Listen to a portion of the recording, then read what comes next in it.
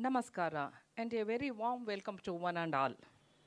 On this auspicious Thursday morning of 28th November 2025, we gather in this serene space to celebrate 6th day of Santhavani, a timeless confluence of saints, scriptures, music, and the shared spiritual heritage of our nation.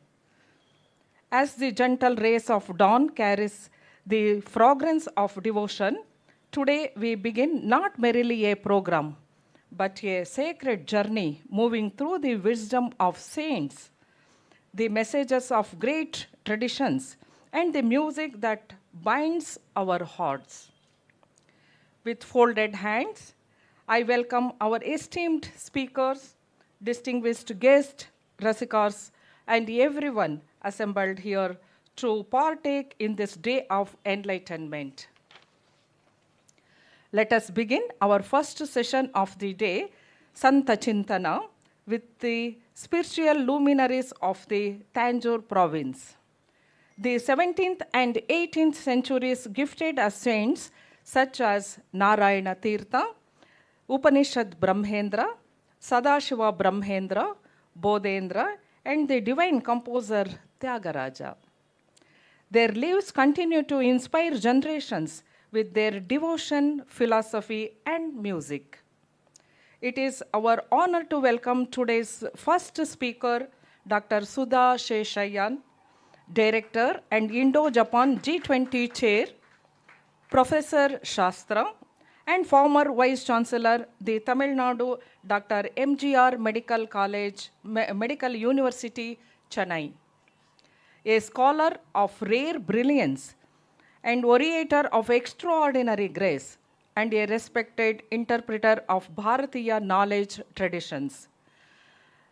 Madam, welcome to you. Please grace the stage. I would like to call on the stage my colleague, Sri Prakash Kamatji, to introduce Madam's.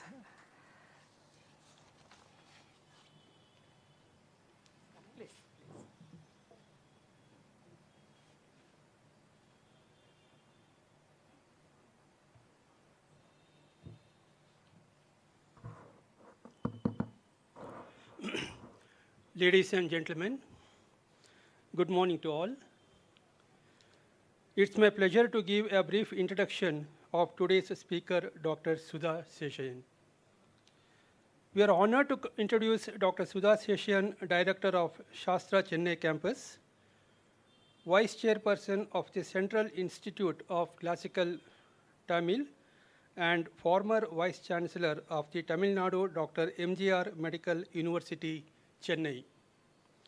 A distinguished medical doctor, teacher, administrator, educationist, author, and spiritual scholar, Dr. Sudha is an alumna of Madras Medical College with additional qualifications in public administration, hospital management, Indian philosophy, and Vaishnavism.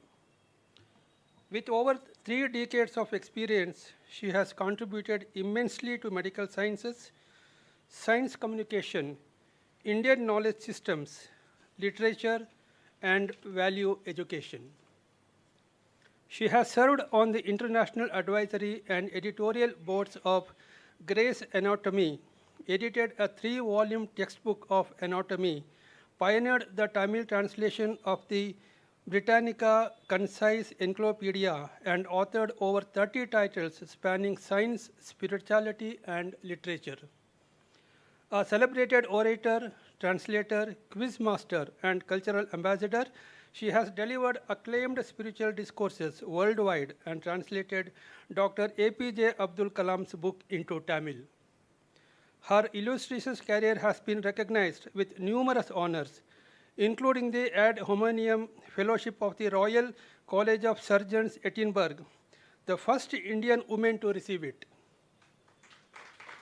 The Lifetime Achievement Award of the American Tamil Medical Association, the Kalai Mamani Award, the Pravachana Chudamani, the Kambar Award, the Sangeeta Vachaspati Award, and the Devi Award, among many others. In 2024, she was conferred the Dr. APJ Abdul Kalam Award for Science Writing in Tamil for her book on Ulysses Uyaratra Uyir. Doctor, hope my pronunciation is correct. A true polymath, Dr. Sudha Seshayyan continues to inspire generations with her knowledge, eloquence, and vision. I now request Dr. Sudha Seshayyan to present her paper. Thank you.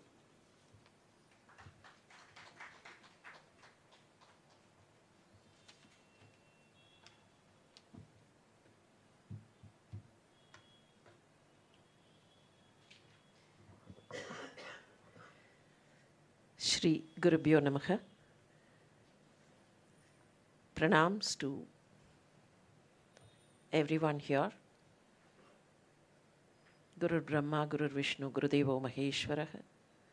Guru Sakshat Param Brahma Tasmai Sri Gurave Namaha. It's my privilege and honor to be here as part of the Santhavani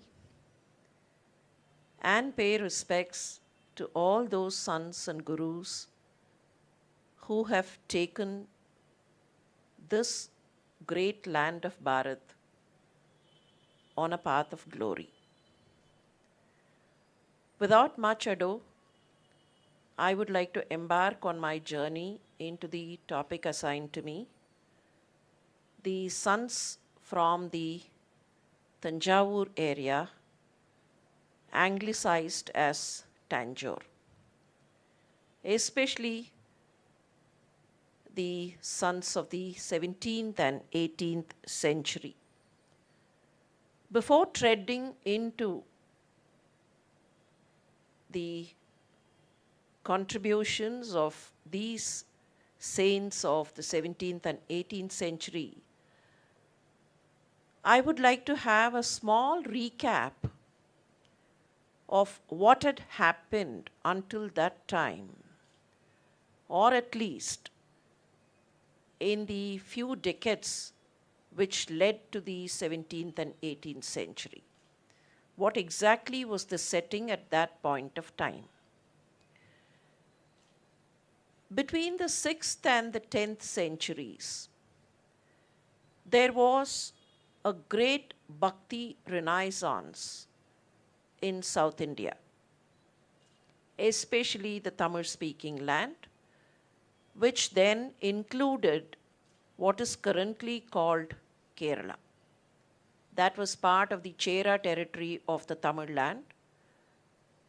Almost the entire southern region was in the grip of the Bhakti Renaissance, greatly contributed by the Alwars, the 12 Alwars who were the Vaishnavite saints, and the 63 Nayanmars, and of course, another set of Shaiva saints.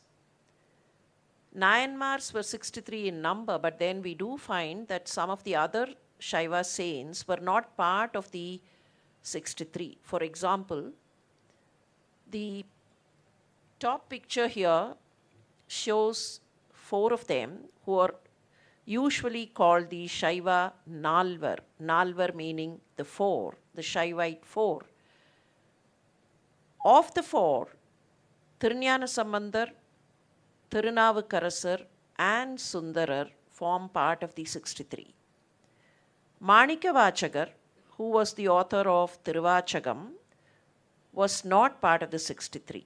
And there were also another horde of Shaiva saints. Put together, the Shaiva canonical work is called the Panniru Tirumurai, or the 12 books, or the 12 books of Shaivite hymns. So the geopolitical and social causes had led to the Bhakti movement. Factor number 1, from the 6th to the 10th century, a very vibrant Bhakti movement was existent. Of course, the 3 gurus and their legacies also influencing at this point of time. Then came a system where temple arts proliferated. Music and dance in the worship, singing hymns in temples became a part of the Tamil land, especially thanks to kings like Rajaraja Chola and Rajendra Chola, singing the hymns of Tevaram, singing the hymns of various saints became part of the worship ritual. There were musicians and dancers who had been assigned the singular task of singing and dancing in front of the deity in the temples. And then came the Maratha rulers of Tanjore, and the rule of the Maratha kings precipitated the entire system into the Sant legacy. The Maratha rulers were contributory not only to the promotion of arts and culture, but they themselves were great saints. They composed certain dance dramas. They were great worshippers. They contributed to the cultural milieu of the land and also promoted several other sons. The half-brother of Chhatrapati Shivaji started the Maratha rule. Venkoji or Vyankoji or Ekoji as he is called, quickly succeeded by kings like Sarfoji I, Sarfoji II, and several others.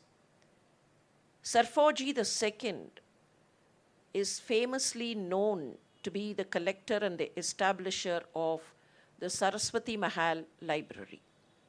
So all these factors jointly contributed to a very robust cultural background, and in this background came the sons of the Tanjore region.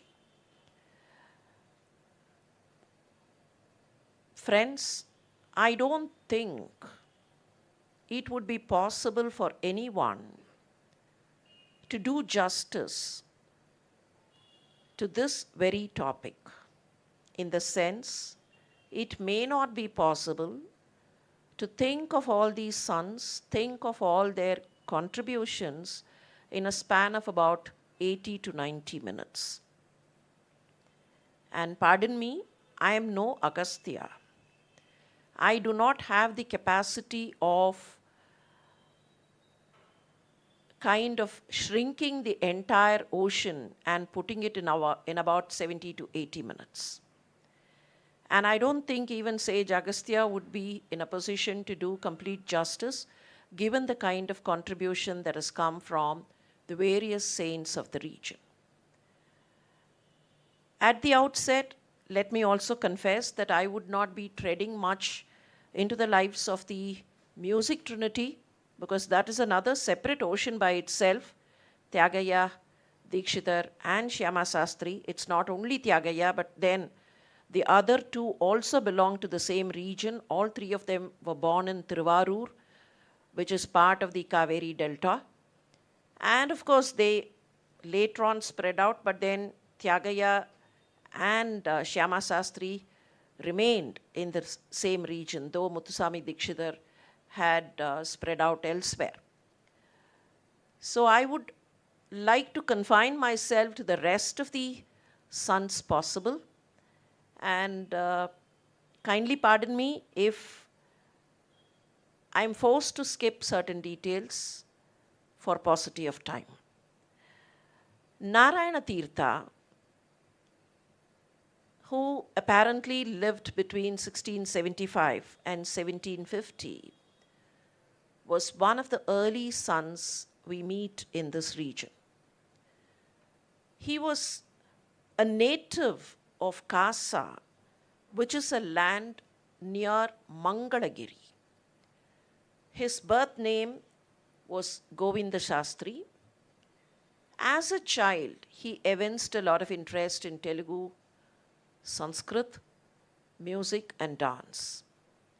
And even as a child, he was involved in a deep study of Srimad Bhagavatam, and Jayadeva's Gita Govindam. It is said that he took Diksha from Shivarama Teertha, and he was also afflicted by a disease which is generally depicted as a kind of a stomach ache. We are not very sure as to what exactly this disease was, but then it is said that he had incessant stomach ache, and as a search for relief, he was traveling up and down on a kind of a kshetradana, trying to go to different places, and it is when that he reached the Kaveri area, the river Kaveri, and he reached a place by name Gunashekaram, and this Gunashekaram is supposed to be a center where Ujjivana Perumal, the Lord by name Ujjivana Perumal, has manifested here. And true to the name, the Lord is supposed to be conferring Ujjivanam, trying to kind of rejuvenate life. And this is where Narayana Teertha sought some relief. And when he was staying in that area, one night he had a dream. And Lord Vishnu appeared in the dream and told him, follow the animal that you would sight the very next morning. Whichever animal you sight early tomorrow morning, follow that animal. And next morning as he woke up, he found a wild boar standing in front of him. And that itself gave him the significance, because that was not an area of forest. It was more an area where people had inhabited. So he thought that is the divine indication and followed the boar. And the boar led him to another small village called Bhupati Rajapuram. This Bhupati Rajapuram is these days called Varahur, after Varaha, Varaha-ur, or the boar being called Varaha. And it is customary to refer to Narayana Teertha as Varahur Mahakavi or Varahur Narayana Teertha. And that's an illustration to indicate that he followed a wild boar in one of those mornings. Staying at Varahur, he was relieved of his disease, and then he thought that was his abode. He established several utsavas dedicated to Krishna and Vishnu. He also composed some bhajans and kirtans. He sang them and sang other kirtans and bhajans on Krishna. And he also established a unique festival remembering Krishna, Krishna's childhood play. This is the Uriyadi. Uri is a Tamil name. But to recap as to what this Uriyadi is, to have pots hung up high there, and as Krishna would climb and take the Navanita and the curd from the pots of the pots in the houses of Ayarpadi, the same festival, same thing is kind of recapped in a festival, and this is called the Chikyotsav or the Uriyadi. Later, we do not know for what reason he moved to another village near Varahur. This village is called the Tiruppoonturuthi. It is about 4 miles from Varahur, and he attained Samadhi at Tiruppoonturuthi. Even today, Tiruppoonturuthi is the place where a vibrant Narayana Teertha festival is conducted, and the Uriyadi is a very famous festival of that time. Narayana Teertha composed the Krishna Leela Tarangini. And it is not wrong to say that Krishna Leela Tarangini had been inspired by Gita Govindam. This is a musical drama, and very often claimed to be the first full-length musical dance drama of Sanskritam. The episodes as recapped in Krishna Leela Tarangini are based on the Dasamaskanda of Srimad Bhagavatam. And Narayana Teertha himself says, why exactly Tarangam? Why did he call it Tarangam? Tarangam would mean the waves, the lahari. And why did he call it the Tarangam? He says, the rains from the cloud called Gopala drenched Narayana. That is himself. It was a pouring rain, and the rain drenched Narayana. And the water flowed with all the waves of Krishna Leela. So the Tarangam is Krishna Leela. And this river, which flows through Narayana, it came down, touched Narayana, and flowed down. And this river shall flow to the fields of Bhaktas and enrich them. So he called it Krishna Leela Tarangini. There are 12 Tarangams, similar to Ashtapadi, 153 Kirtans. There are also in between some verses, 267 verses, and about 60 songs, which can again be subclassified as 60 darus and 30 darus and 30 gadyams. And he has used several rare ragas. Carnatic musicians generally claim that if Narayana Teertha had not been there, we would not have obtained some of those ragas which were in vogue but then could not get transmitted later. So maybe ragas like Dvijavanti, Desakshi, Karnataka Saranga are the ragas which were used by Narayana Teertha and then came down. It is also said that he composed other works, but those works are not available to us. And what talks about Narayana Teertha today is his Krishna Leela Tarangini.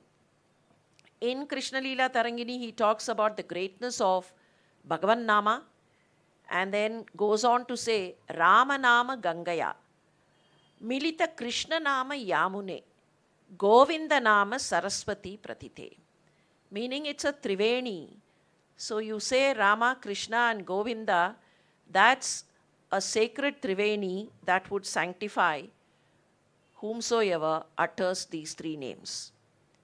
And in one of those Tarangam compositions, he goes on to sing the glory of Vishnu, Narayanaya Namo Madhavaya, Nagendra Shayanaya Nandita Akila Lokaya, Nabi Kamala Janita Vidhi Mukaya, Nutana Jaladara Paya, Nana Charachara Nari Nararupaya.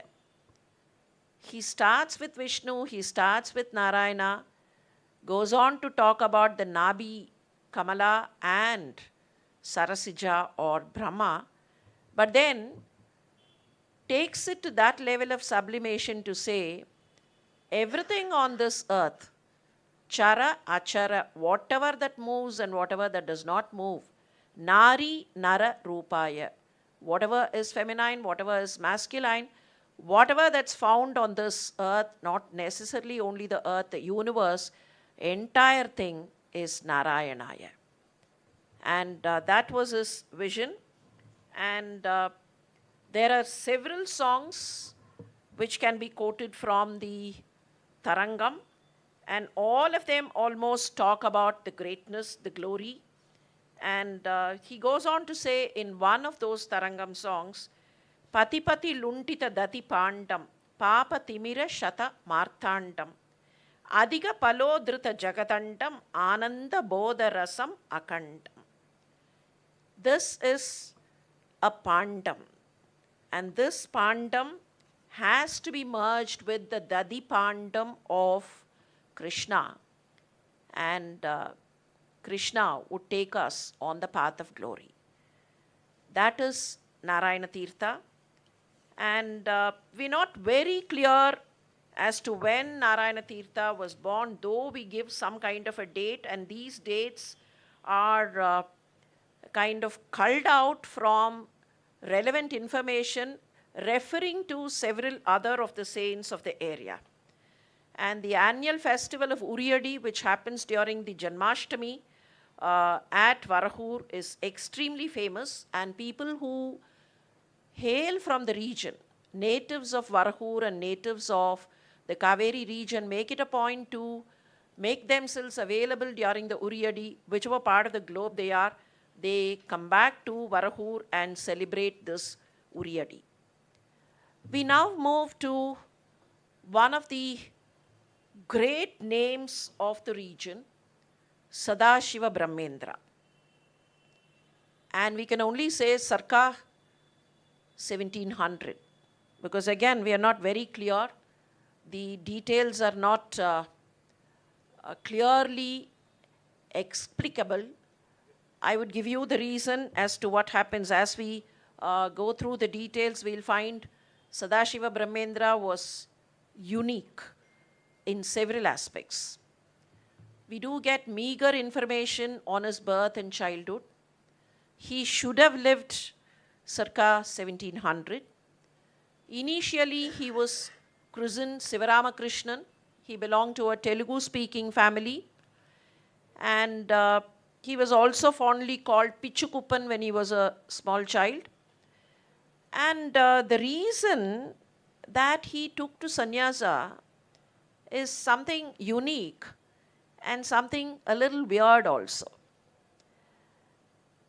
Sivaramakrishnan was given to the study of Shastras and Vedanta quite early. And he was also married very early. And his guru was the 57th pontiff of the Sri Kanchi Kamakoti Peetham. The Kanchi Kamakoti Peetham in those days was stationed at Kumbakonam. More so of their activities were close to Tanjavur and Kumbakonam. So as he was stationed in that area, he became an ardent devotee of the 57th pontiff. It so happened that he was married early, but every day he would go to the mutt and then have some kind of siksha from the guru. One day, when he was coming back from his study, it isn't moving, something.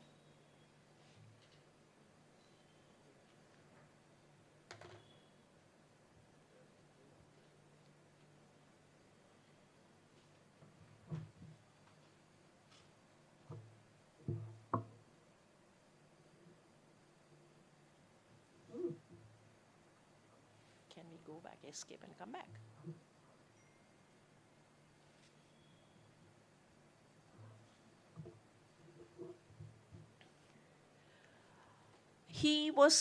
He came back from the time of his study, came back home. He was hungry.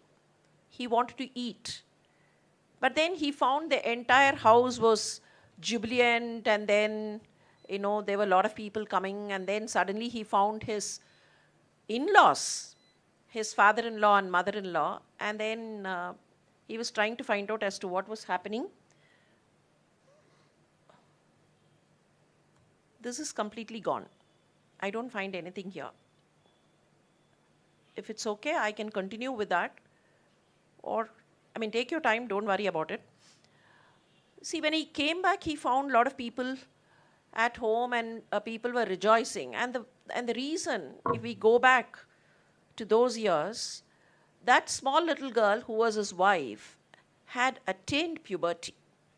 So it was a reason for joy and happiness. And then his mother had informed the mother of the girl, and then they had come. Probably they belonged to a neighboring village, and they had come.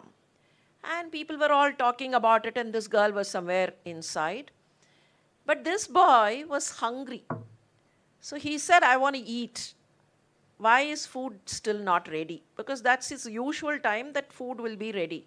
So he said, why is food not ready? And his mother obviously told him, wait, you will have to wait. Food is still not ready. There are certain rituals and formalities that we need to do. Only after that, food will be prepared. And, as she told this, she said, what? If you are a grihastha, you will have to undergo some difficulties and you will have to adjust. You will have to adjust for many things if you are a grihastha. So the boy went out, sat and thought, if I am a grihastha, I have to go through several difficulties which would hamper me from thinking about God. And even before I entered the grihasthahood, if I have to go through these difficulties, and my attention is completely diverted, why do I need this grihasthashram? Let me quit. No return. He left his place, left his house, went off. And that is how he went in for his sannyasa. And then he was a roaming sannyasi, going here, there, everywhere. And the initial diksha that he got from the 57th pontiff, plus after roaming around also, he went and met the pontiff who was stationed in other places. So he is supposed to have imbibed all that from that pontiff. And true to that diksha, he composed a work called the Shiva Manasika Puja. Shiva Manasika Puja, because the pontiff was called Paramashivendra Saraswati. So it is said that it is that influence that made him compose this Shiva Manasika Puja. And then as he roamed about, there are several instances which are claimed to have happened, several miracles as we would call them today. He lost consciousness of his physical body, complete loss of consciousness of things around, and he was in perfect merger with the Brahman. There are some instances which had happened, and these instances are quoted very often as part of his life. He was somewhere on the banks of the river Kaveri and Amaravati. Amaravati is one of the tributaries of Kaveri. And he also became an avaduta. And since he was an avaduta, he was naked. He would not come and mingle with everyone. He was in areas where he would be covered by the forest or he would be not seen by others. However, he would still walk about. When he had to move, he would walk about somewhere. And there were chances that people saw him. Sometimes he would sit on those sand dunes, either in the middle of the Kaveri river, which was exposed because water flow was less, or somewhere on the banks. It is said once he was sitting on one of those sand dunes, and after some time there were floods. And the flood closed the sand dune, and people in the village thought, okay, even Brahmendra has been drowned. And 2-3 months went past. Everyone forgot about him, thinking that he had been washed away. And there was so much of water flow, they did not bother to think what was happening underneath the water. And 3-4 months later, the water drained, reduction of water level, the sand dune came up, but still it did not reveal anything. There was a sand dune. And some children who were playing went there. And with the children, some elders also went, and they were trying to, take that sand and use it for something. When they were plucking out that sand, they found something was underneath, something hit them. And then they tried with careful look, they tried to take out that sand and see what was inside, and they found Brahmendra sitting there completely in dhyana. And as they removed all that sand and all that, he got up, and without even saying anything, he walked away. But then people had sighted him. He must have been there for about 4 or 5 months or something. And several instances like that. It says that, will we be able to get, because I have some of those illustrations. Yeah, no problem. And once he was walking naked in some area where there was a local chieftain. he belonged to a different faith. And he was with his queens.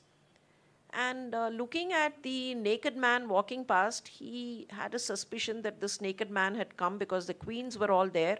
And what is this? This is, not being modest. This man is walking here completely naked in the presence of my queens.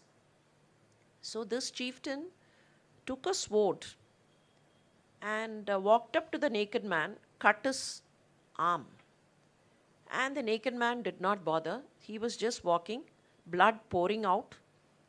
And that part of the arm had fallen down, but he was completely unperturbed, painless. He was walking. Looking at that chieftain became a little apprehensive. What is this? Somebody walking like that? So he ran and begged pardon, saying, I underestimated your greatness. I'm sorry. And the Avadhuta Jnani did not bother. He just turned round. He said, don't worry, nothing has happened to me. Picked up that piece of the arm and kind of kept it in the original place. It got stuck. He walked away. And similar instances.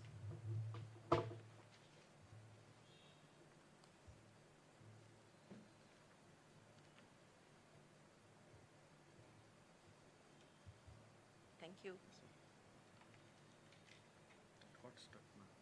Uh-oh. Maybe because of the graphics or something.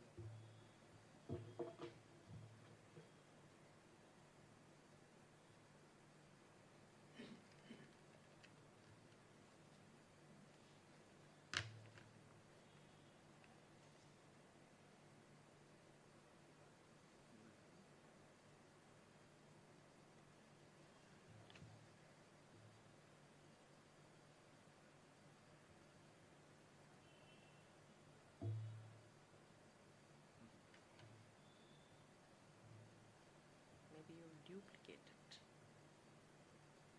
Huh.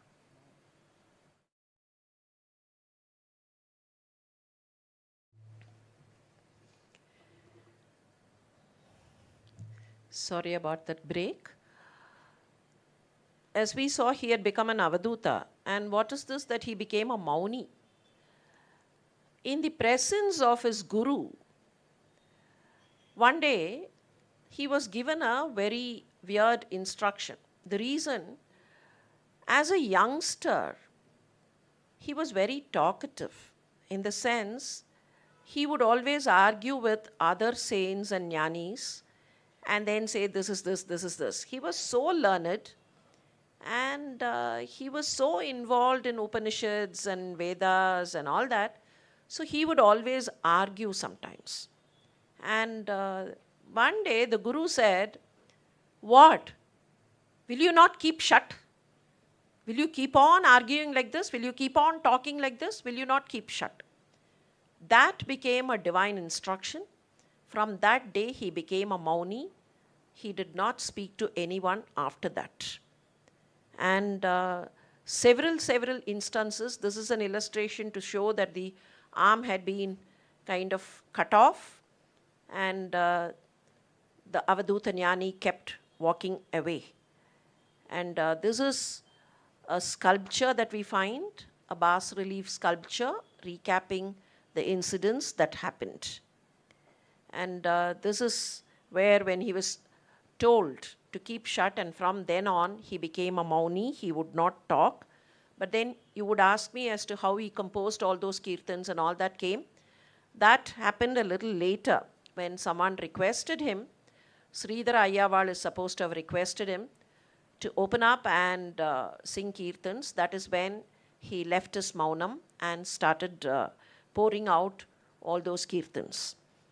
And his Bhiksha Patra was his hand, nothing else. He was a complete Avadhuta, and he claimed himself to be a Sarvatra Sada Hamsa Dhyani. His mantram was Hamsa, Hamsa, Hamsa, and that is why his mudra in the kirtans is also Hamsa or Paramahamsa. And several miracles can be quoted, can be related. It is also said that once, when he was in the Kaveri area, there were some small children playing around. And he was very fond of small children and he would play along with them. And these children expressed their desire to go to Madurai. Madurai is a little away. Even today, it takes about 2.5 to 3 hours of journey from the Kaveri area to Madurai. These children said, we want to see the temple Utsav in Madurai. We are interested in seeing them, but our parents cannot afford to take us and we cannot afford to go. So he told those children, close your eyes, and then lifted them. Like, 2 small children on one side and 2 others on the other side. He asked them to close their eyes, and after a while he asked them to open their eyes. When they opened, they found they were all in Madurai temple, witnessing the Utsav. And then the same way he brought them back. Within about a few hours, they had gone to Madurai, witnessed the Utsav, and they were back to their homes by the evening. So such things, and it is also that there are certain evidences. We may ask as to how these happen, but there are certain evidences to give that these happened. There was a person who could not speak anything, and he was an illiterate. But he would watch Sadashiva Brahmendra sitting in dhyana and then worshipping or something. He would watch from a distance. So sometimes Brahmendra would call him, come here by sign language, and he would come. And that man became a kind of an ardent devotee of Brahmendra, would go wherever he went. So after some time, he imparted some mantras to him. And this man, who was an illiterate and who could not even speak, later became a kind of a poet. And it is said that the descendants are even currently living in Nerur. Nerur, which is close to a town called Karur. Nerur is the place of Samadhi of Sadashiva Brahmendra. And this man who became a Pandit was called the Akasha Shastri. And this Akasha Shastri's descendants lived there. It also happened that once when he was wandering in the forest area of the Kaveri belt, one of the kings of Pudukkottai Tondaman, who had kind of relinquished his Grahastha status, and then he himself was interested in dhyana and spirituality, he was also roaming around. And then he met Brahmendra and he asked for some Upadesha. Brahmendra wrote, because he could not speak. He was ordained by his guru to keep shut, so he was a Mauni then. He would not speak, but then he wrote some mantra on the sand, on the river sand. And Tondaman took the river sand to the palace, and then the palace is supposed to have advanced well, and they had a very joyous life, the descendants. And that sand is still kept in a small little box in the Pudukkottai palace. So these were several instances that had happened, but then Sadashiva Brahmendra would not give heedance to a comfortable life or a palatial life and all that. And though he had composed several works, Sivamanasika Puja and Atma Vidya Vilasam are the most important ones, and then his Kirtans. In his Sivamanasika Puja, he asks a question. He looks at Shiva and asks a question. He says, Kiyadasanam prakalpyam, what kind of a throne that I could give you? What kind of an asana that I could give you? Because you are Sarvatopi Shiva. You are seated everywhere and you are everywhere. What kind of a seat can I give you? Padyam Krithorgyam apiva apadyam sarvatra panipadasya. Your sarvatra panipadasya, you have your pani and pada all over. And for you, what kind of a padyam can I give and what kind of an argyam can I give? It is not possible because you're all over. You're everywhere. And that was his philosophy. And then he also kind of asks another question in yet another verse of Sivamanasika Puja. He says, Deepaha katam shikavan deepyeta puraha swayam prakashasya. You're a swayam prakasa. And please tell me, when I light a lamp, that Deepa Jyoti is a little embarrassed because you are swayam prakasa and this Deepa Jyoti does not know how to put its head up. It does not know how to kind of, dance there. Deepaha shikavan deepyeta. With that shikai, it cannot come up. So how would it do that? Katam shikavan deepyeta, because you're the swayam prakasha. And the Sivamanasika Puja is full of Vedantic glory. And we find his kirtans, which are being sung in music concerts regularly. They are very popular. It so happens that though the kirtans are very popular, sometimes they are sung without being referred to Sadashiva Brahmendra, because not many people know that they are kirtans of Sadashiva Brahmendra. And very many of these kirtans, kindly permit me to remind you of some of these kirtans before we move to Sridhara Ayyaval. One of the famous ones is this Bhajare Gopalam, Manasa Bhajare Gopalam, wherein these are very simple words, not much of Vedantic philosophy as we think Vedanta would be. I would just read out some of these lines and we can understand these are extremely simple descriptions of the Lord. But then so much of significance inside these words and lines. Bhajagopalam bhajita kuchelam trijaganmoolam ditistakalam diti sutta kalam. Diti Sutta would mean the Daityas, the sons of Diti. And you are the Kalan, you are the Yama for all the Diti Suttas. Agamasaram Yoga Vicharam Boga Shariram Bhuvanadharam Kadana Katoram Kalusha Viduram Madana Kumaram Madhu Samharam.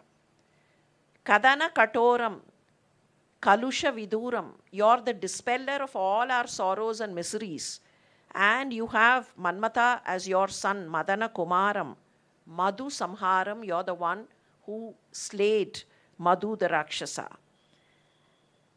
And the last line says, Natha Mandaram Nanda Kishoram Hatha Chanuram Hamsa Viharam. Natha Mandaram.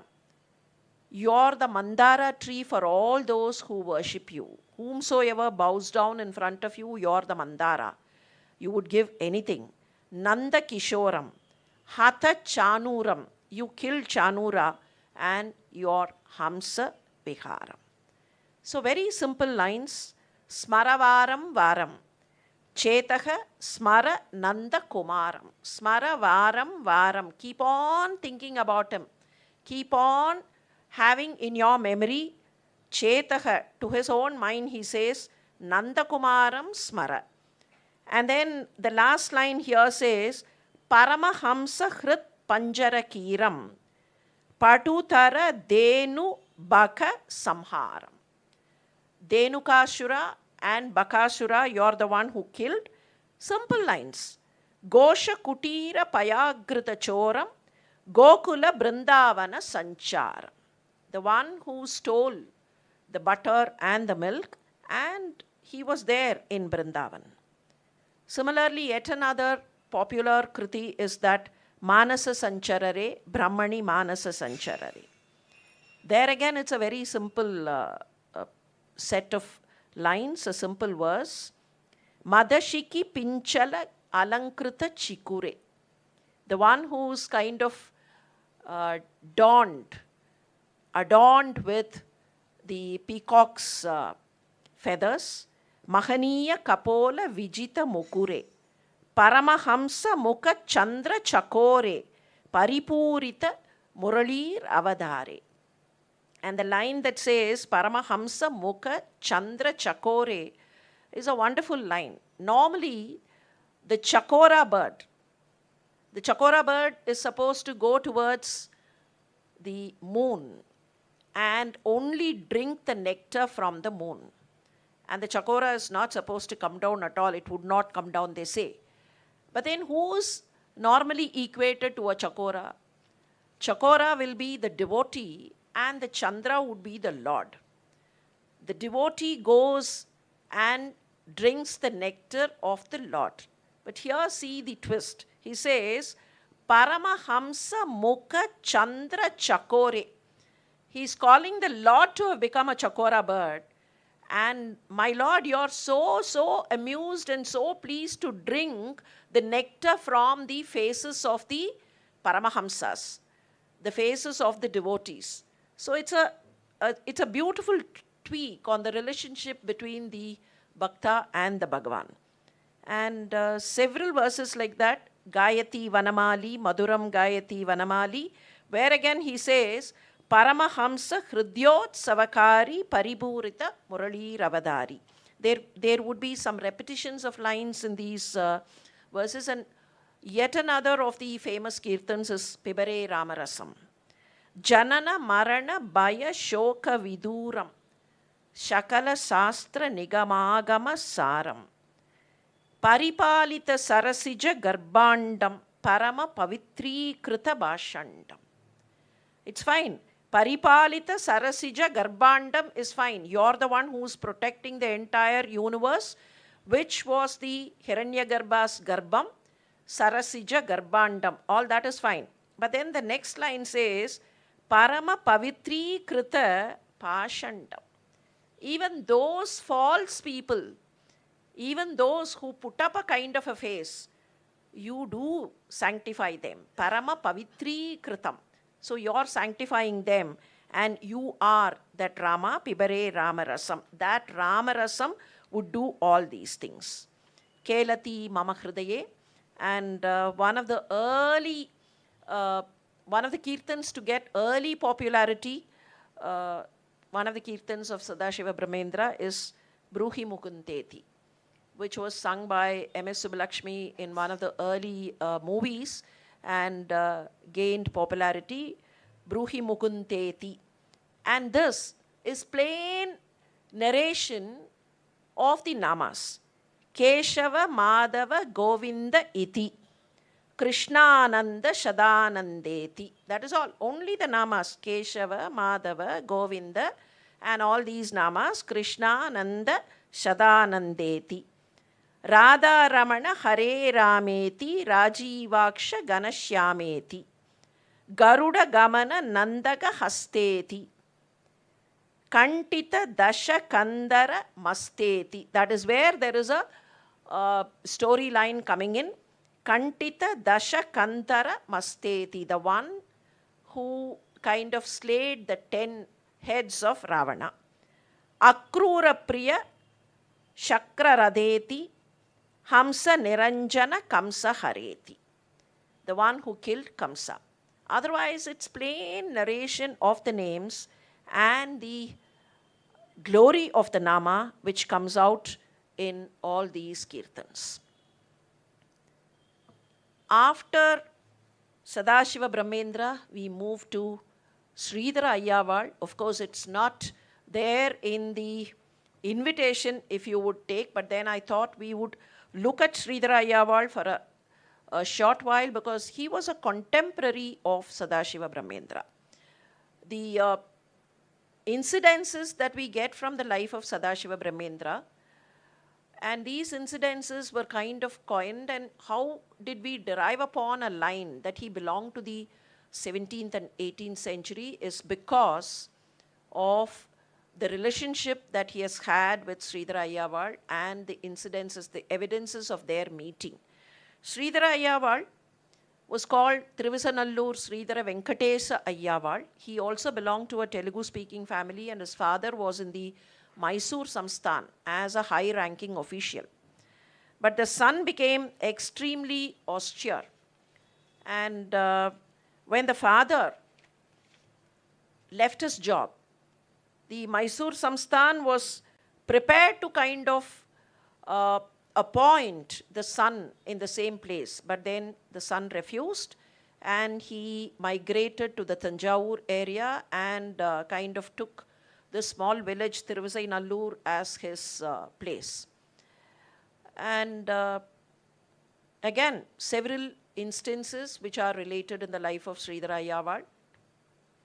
It is said that once, as he was roaming in that area, he found one lady crying violently and a big crowd there. So he went and asked them what happened. And the lady said her husband had died. And he looked amidst the crowd. He found one body lying there, the body of the man. And looking at it and trying to touch and examine, he found that man should have been dead at least 36 hours ago from the time he saw. And he was bit by a snake. And he asked them all to move a little away, sat in dhyana. And after a while, after about 2-3 hours, another snake came and took out all the poison, but that snake died. And this man came back to life. And Ayyawal got up, and they were all jubilant that the man came back. So he got up, and as he was moving away, he said, please perform the funeral rites to that snake, because that snake has died and given life here. So please perform the funeral rites. And one other instance in the life of Sridhara Ayyawal. This is the well that we find in Thiruvisainallur. You know, he did not have any kind of caste creed difference. And he would kind of talk to everyone, and then he would be kind of friendly to everyone. So one day, because the other people thought that he had offered food to some untouchable, as was customary those days, especially on a Shraddha day. He had offered food to an untouchable man. The rest of the people in the village kind of made him an outcast. He did not bother about it. But then they came to him and said, you will have to make amends for that. You will have to do a parikara. And he said, what? What kind of a parikara do you want me to do? You will have to do a parikara by bathing in Ganges. That means he has to go to Ganges. Like, he has to leave the village. He said, that is all? That is all. Yes, I will do it in front of you. And I'll prove that what I did is not wrong. And what he did was, he prayed to Ganga. And Ganga came in that well. Sri Vishnupada Sambhute Sambhu Murtha Nivasini. Both ways. You're from Vishnupada and you're Shambhus. You're living in the persona of Shambhu Murti. Dvijanam Pratyarthancha Kupastamat Samudbhava. You come in this kupam, you come in this well, you appear in this well. And Ganga appeared in that well, and that is that well. Even today, there is a festival, an annual festival that happens every time in Thiruvisainallur. And this celebrates the Samudbhavam of Ganga Jal, and it's called the Ganga Akarshanam. And he is supposed to have completed his Ganga Ashtakam. The Ganga Ashtakam is in existence, and that's the first shloka of the Ganga Ashtakam. And this particular incidence happens sometime in the month of Kartika, they say. But then it is done every time. It's annually done on the Kartika Amavasya day. And Sridhara Ayyawal attained Siddhi at Tiruvadai Marudur.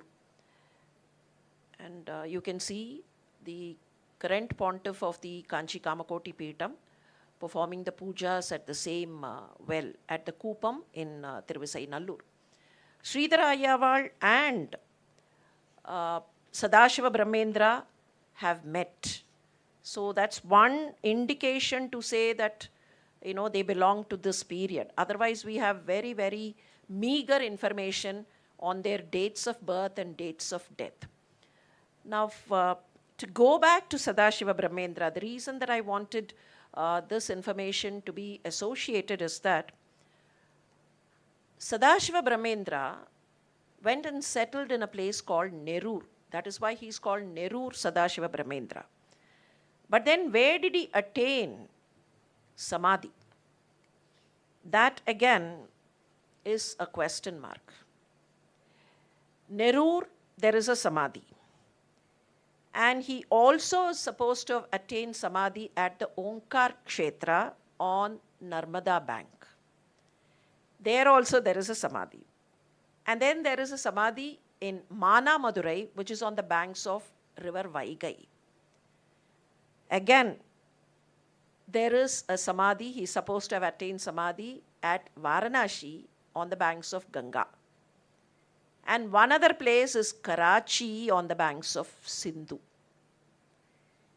So 5 places where he is supposed to have attained Samadhi. And what do we take? These are called Samadhi Panchaka Sthalas. All 5 are recognized, though Nerur is supposed to be the Mahasamadhi area. And the pontiffs of both Sringeri and Kanchi Mats would always say that it was his Sthula Sarira, his Sukshma Sarira, his Karana Sharira, and the 5 koshas, the Pancha koshas, which were attaining Samadhi at different places. So simultaneously, all this could have happened because he was Parabrahman himself. So these are, some of these, what current historians would say, lack of evidence of, exact history, but then history in the eyes of Bharatiya Vasis is something different. And how long did Sadashiva Brahmendra roamed around on Bhuloka? How long was his sancharam on the Bhuloka? There again, lots of question marks by the current perspective. But then, he was the disciple of the 57th Acharya, Paramashivendra Saraswati Swami. That is why Shiva Manasika and all that.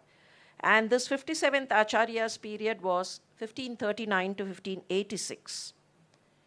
And Sadashiva Brahmendra interacted with the 58th and the 59th pontiffs also.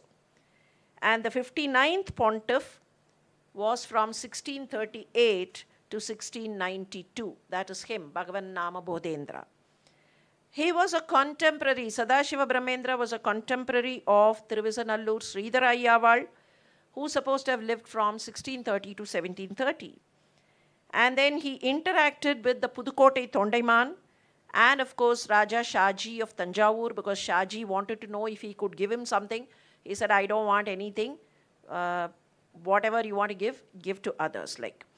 And then it is also said a British officer happened to encounter Sadashiva Brahmendra at Kutralam near Tenkasi sometime in 1750. This man records that he saw an Avaduta and he was so irritated that this man was naked.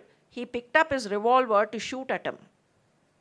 And as he fired at the naked man, suddenly the naked man disappeared and there was a tiger. And immediately he put his revolver down and ran from that place, and then Brahmendra again manifested himself. So this record pertains to 1750. So from 1539 or 1550 till 1750, he must have been there for about 200 and odd years, and must have had a Bhuloka Sancharam for at least 2 centuries or 2.5 centuries. And then we move to Bhagavan Nama Bodhendra, who happened to become the 59th pontiff 58th pontiff was Atma Bodhendra. This boy was called Purushottam.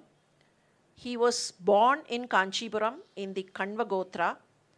And as a small little boy, he would go with his father to the mutt. The father would go to the mutt to be with the 58th Peethadipati. So this boy also would go. And the small child would be playing here and there. One day, the Swamiji asked, Atma Bodhendra Swami asked, who's this child? And this child was born after many years to the couple. So the father said, he is Purushottam. He was born because of your grace only. Because we prayed here and because of your grace. So he is the child of the mutt. Immediately Atma Bodhendra asked, if he is the child of the mutt, would you give him to me? Would you give him to the mutt? Though the father and the mother, were a little hesitant, they thought, okay, if that is a divine ordain, yes, we would give the child. So from that time onwards, the child, though staying with the parents, was kind of adopted by the mutt, and he was a pet child of the mutt, and whatever, he would only play in the mutt, and he would be with the Acharya, he would learn from the Acharya. So he became a disciple of the pontiff. And Atma Bodhendra Swami once wanted to go to Kashi. So as he was planning to go to Kashi, this boy by then had grown up to be a youngster, and he had a friend who was also studying Vedanta and all that in the mutt. And this friend was called Jnana Sagaran. So these two were there. And the Swami said, I am going to the Kashi. You don't have to come with me to Kashi right now. You stay here in Kanchipuram. And after a few months, you can come to Kashi. Until then, you be here. And though he had to part with the Acharya, which was very tough for him, he said, okay, because it's the Acharya's ordain, he said, fine. And the Acharya went to Kashi. After some time, these two boys started from Kanchi. And somewhere en route, they had kind of made a very, curious sankalpa. The two of them told to each other, if en route one of us happened to die, the other person should go to Kashi, do the last rites, and also die. So this is the sankalpa that we take. And both of them had taken the sankalpa, and it so happened that Jnanasagaran en route caught up a violent fever and died. So our, this youngster, Purushottaman, he went all the way to Kashi. He had to inform the Acharya that such a thing had happened. He cannot just like that disappear. And after performing the rites, he said, I'm going to die. I came here to perform the rites of Jnanasagaran, and I have to die. And this is when Atma Bodhendra Swami thought of Adi Shankara and then gave him a kind of a solution. He said, what happened to Adi Shankara? Adi Shankara, when he had to kind of continue his life, because his life had come to an end at the age of 8, and he had to continue doing something for the society. How did he convince his mother? He took sannyasa and convinced the mother. Sannyasa would prolong his physical life on earth, but then that ashrama is gone and this is a new ashrama. So similarly, I will not be an objection to your sankalpa. You can still die for the sake of your friend. You can keep up your word. You can keep up the sankalpa. You will die as Purushottama, but then you will become a sannyasi. So once you become a sannyasi, that ashrama is gone. That friendship that you had with your Jnanasagaran friend, that life is gone and you take a new life. So that is when he was made Bodhendra Swami. And the Acharya also ordained, you start now, get back to Kanchi. I want you to do something on the glory of Nama. By then itself, Purushottama was into the Nama Siddhanta. He went into it when he was in Kanchipuram itself. And even Atma Bodhendra Swami was a sincere, staunch practitioner of the Nama Siddhanta. There were occasions when people opposed and said, this is not the way you do it, you can't be just practicing only the Nama. There has to be much more. Siddhanta is much deeper, not mere chanting of the Namas. But then Atma Bodhendra would not even bother about it. He would say, no, no, no, I will continue to do that. Let there be opponents. And he wanted that to continue. So he told Nama Bodhendra, please go back to Kanchi. I would come back after some time. You go back to Kanchi, and on the way, you go to Puri.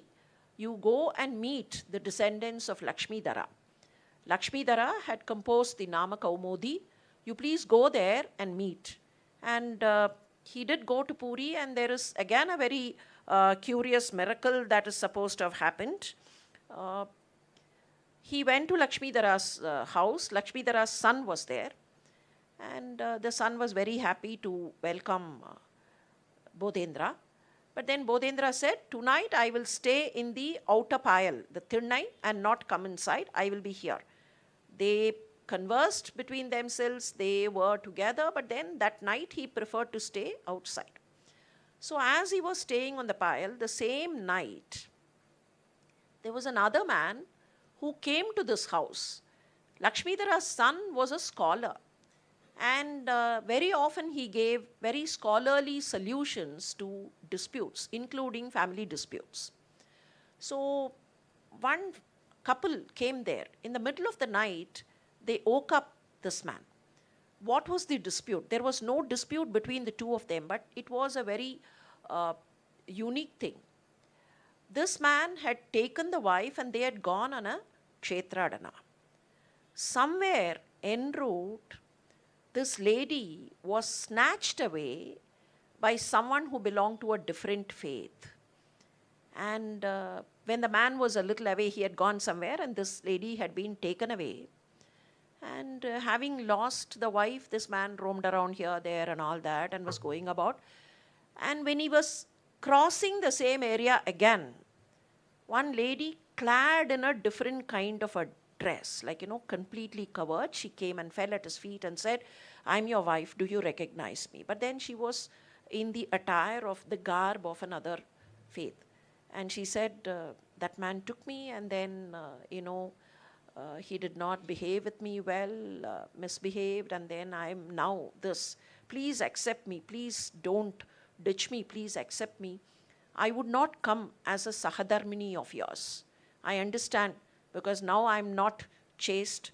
I cannot claim to be your Sahadharmini, but then at least as a servant I would come with you. Let me keep doing the jobs of a servant in your house. And this man said, let's go to Puri. There is one scholar there. I would request him to give the solution. If he says that there is a parikara and you could be purified by that parikara, I would take you back as my wife.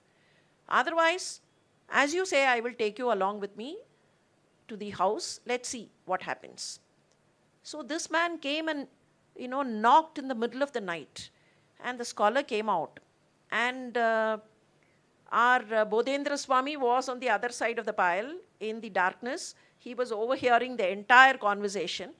And suddenly he blurted saying, let us see if this lady is pure or not.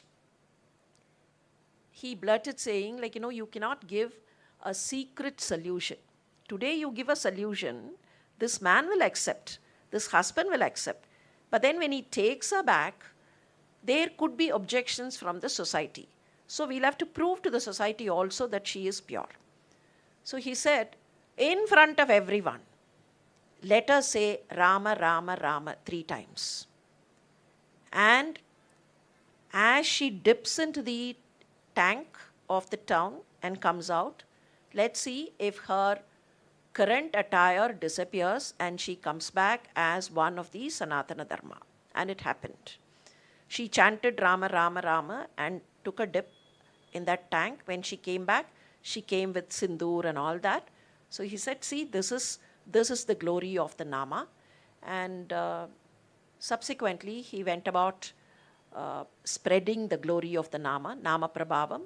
And Atma Bodhendra came back to Kanchipuram. And after some years, they both went to the Sedu Karai, but they could not go to Sedu. Atma Bodhendra attained Samadhi somewhere earlier on the banks of another river, and Gatana river. And subsequently, Bhagavan Nama Bodhendra ascended the throne, and he became the pontiff of the Kanchi Mutt. And he composed several granthas glorifying Bhagavan Nama. Either it is Rama or Krishna or whatever. Keep chanting the Nama. That Nama itself is enough. And that would give everything. You don't even have to know the philosophy. You don't have to have mastery of languages and all that. Bhagavan Nama will give you everything. And true to his name and scholasticity, he composed these granthas, several granthas he's composed, but some of them are Namamrita Rasodayam, Namamrita Rasayanam, Namamrita Rasarnavam, Namamrita Suryodayam, Namamrita Tarangam, Harihara Beda Dikkaram, Harihara Advaita Bhushanam, all these, the essence of Vedanta. And it is generally, the entire legacy of that area, because on one side, Nama Bodhendra, on the other side, Marudanallur Swamigal, who was a great professor of the Bhajan Sampradaya, Sadguru Swamigal he is called, and Sridhara Ayyawal. So the entire area reverberates with the kind of chants and Namasankirtans and Kirtans. And then we always say, Tam namami yati sreshtam bodhendram jagatam gurum. And he is that yasya smarana matrena nama bhaktihi prajayate. You just think of Nama Bodhendra. Yasya smarana matrena. Just think, immediately the Nama Bhakti comes in the minds of the devotee. Just about another few minutes left for us. As I told you, I would not go into the glory of the Sangeeta Trinity today because I don't think that is possible. The glory of Tyagaraja, Shyama Sastri, Muthuswami Dikshidhar, everything to be shrunk. And I would also want people to remember, as we think of the Sangeeta Trinity as the Carnatic Trinity, there were also three others who belonged to the same period or a little earlier. Somewhere in the 1550s, which means 16th century, we had the Kirtans of Muthu Tandavar in the same area, in the area of Kaveri and Kolledam, which is close to Sirgari, Chidambaram and Sirgari. And a little later, by 1700s, Marimutta Pillai, who also composed a lot of Kirtans on Nataraja of Chidambaram. Both Muthutandavar and Marimutta Pillai composed only on Nataraja. Of course, Marimutta Pillai did compose other books, including Hanuman Pillai Tamil and Hanuman Pralapam and all that. And we have Arunachala Kavirayar, who composed Kirtans on Ramayana. Ramayana Kirtans, which happens to be the first Nataka Kirtan. Rama Nataka Kirtanas of Arunachala Kavirayar. Arunachala Kavirayar lived somewhere around 1750s to 1790 and all that. So this period again, not only the Sangeeta Trinity, but little before them were the three composers who composed in Tamil. So we call them the Tamil Trinity. Tyagaraja composed in Telugu and a few in Sanskritam. Muttaya Dikshidhar predominantly on Sanskritam and Shyama Sastri also predominantly on Sanskritam. So they are composers of the Carnatic echelon and we call them the Carnatic Trinity. But these three are called the Adi Tamil Mover or the Tamil Trinity. And it would be a matter of interest to everyone associated with music. Muthu Tandavar is generally hailed the father of the Tridhatu Kirtan. the Pallavi, Anupallavi, Charana style evolved from Muthutandavar. And after Muthutandavar, it got fixed as that style, and we have it as a regular style in the Kirtans today. And Marimutha Pillai was the one who started composing what are called the Ninda Stutis. The advent of Ninda Stutis came from Marimutha Pillai. And both Muthutandavar and Marimutha Pillai composed a lot of padams. Though padams are not sung very often in the concerts today because they become very long and slow also, but they are taken up in dance. And these two composed the padams. And Muthutandavar disappeared at Chidambaram. He went to the Chidambaram Sanctum Sanctorum. Manikyavachakar disappeared at Chidambaram. Similar to that, Muthutandavar went and stood at the Sanctum Sanctorum of Chidambaram, and he said, Manikyavachakar kanda peranakku tarayo. Will you not give me the same fate that you gave to Manikyavachakar? And it also goes that Muthutandavar every day would hear some word. Some devotees would speak something, he'll hear that word and start composing on that word. That would become the kirtan for the day. And once he completed the kirtan, there would be a coin appearing on the Balipita for his sustenance. So the 16th, 17th centuries had several of them. So we now come to Upanishad Brahmendra of the 18th century. Though Upanishad Brahmendra had connections with the Tanjore belt, he was more of the Palar area.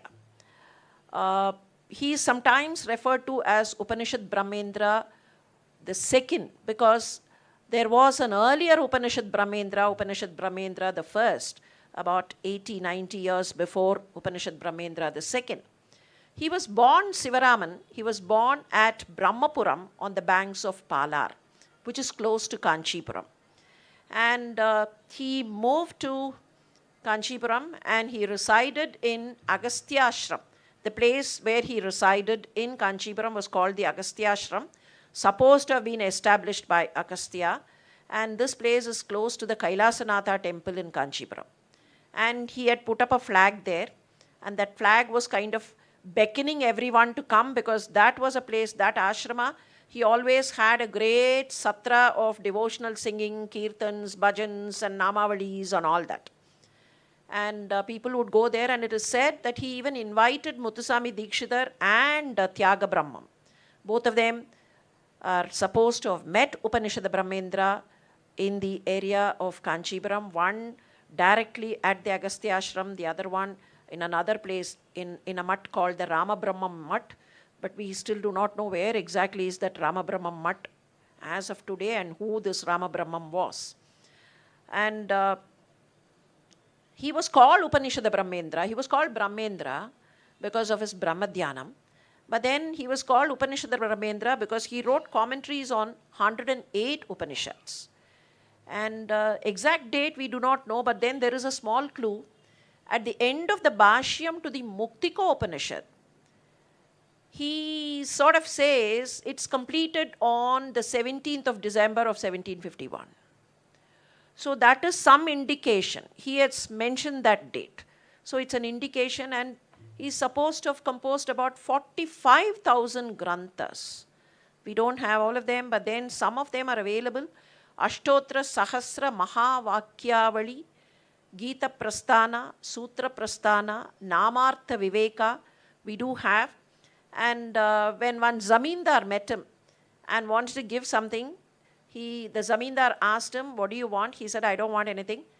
But then the Zamindar insisted and gave some land, and that land is supposed to be where the mutt was established. But whether this happened to this Upanishad Brahmendra the second or the Upanishad Brahmendra the first, we still are not able to find out, because the time of the Zamindar appears to be a little vague. And the earlier pontiff of the Kanchi Mutt, Sri Jayendra Saraswati Swami, in the Upendra Mutt, the Upanishad Brahmendra Mutt, which is existent in Kanchipuram now, and all these are recorded in the mutt, and we do find the commentaries for the 108 Upanishads those manuscripts being kept there. So when it was Jayendra Swamiji who visited the smut, this photograph was taken then. So Thanjavur, that's the Brihadiswara temple of Thanjavur. Thanjavur, because of the Maratha rule and because of the earlier enrichment with the Bhakti movement, attracted a lot of these spiritual gurus, and several of these gurus made the Kaveri belt, the rich Kaveri belt, their settlement.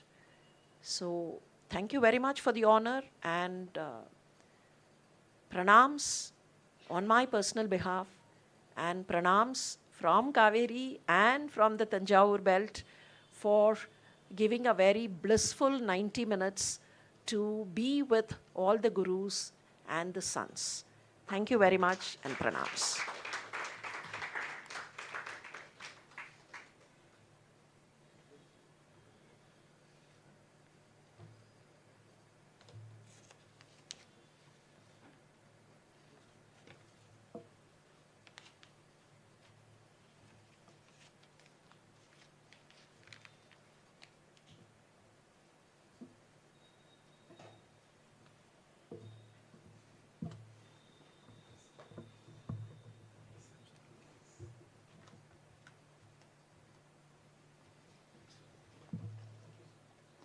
Thank you, madam, for that profoundly enriching exposition.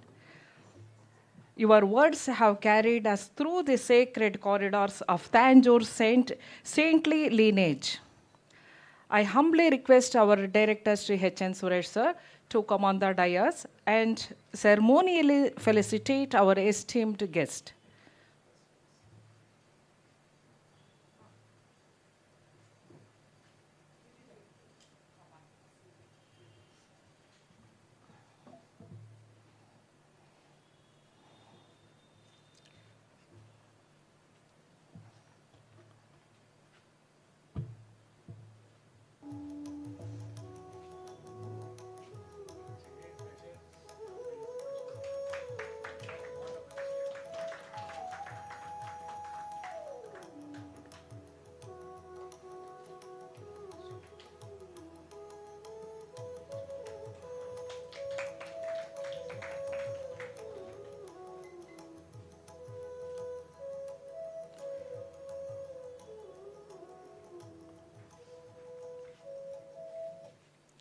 Thank you, sir.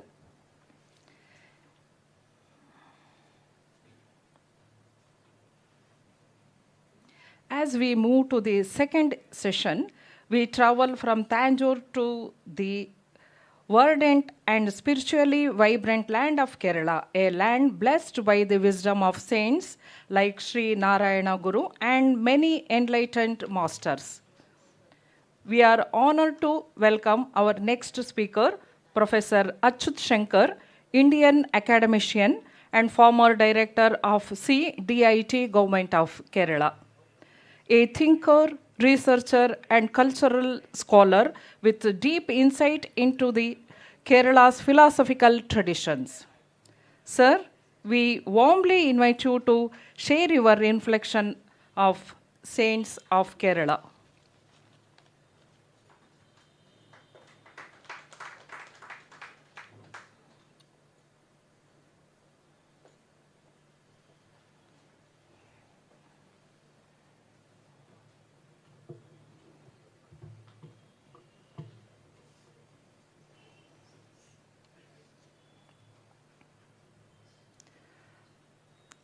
I invite Sri Prakash Kamatji, my colleague, to come on dais and give brief introduction about our esteemed guest.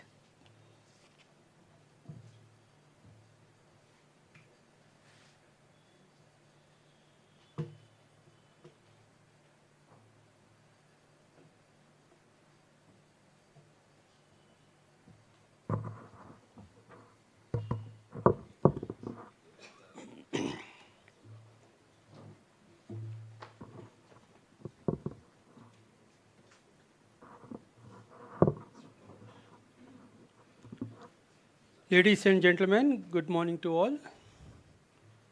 It's my pleasure to give a brief introduction of today's speaker, Professor Achuthsankar.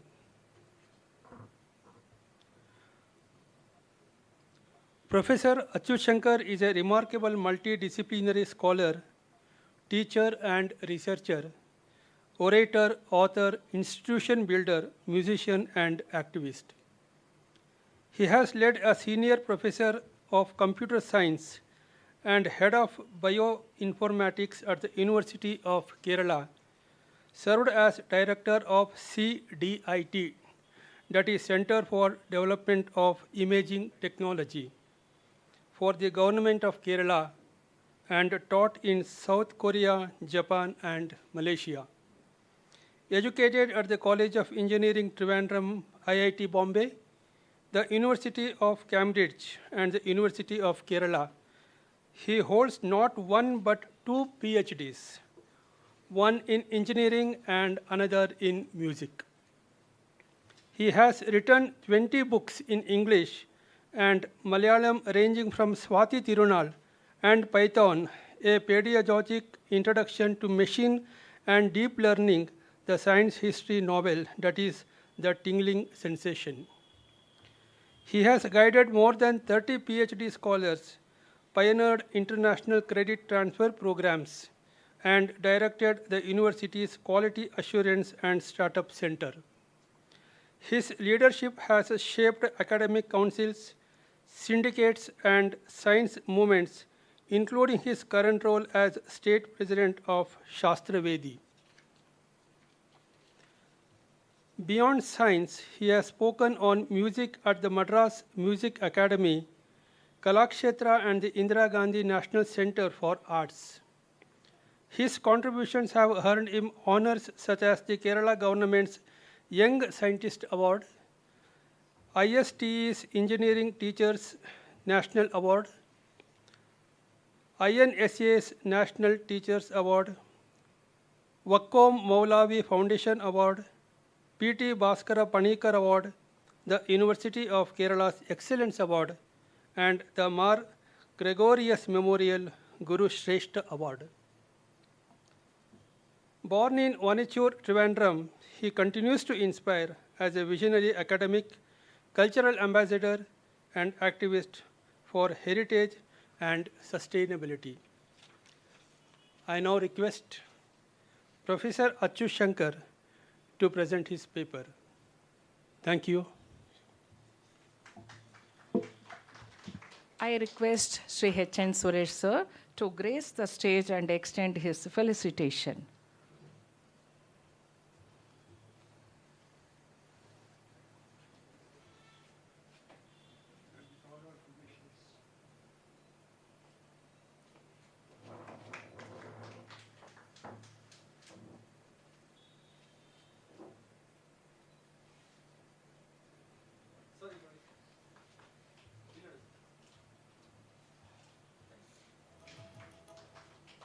Thank you, sir. Achut, sir, the stage is yours.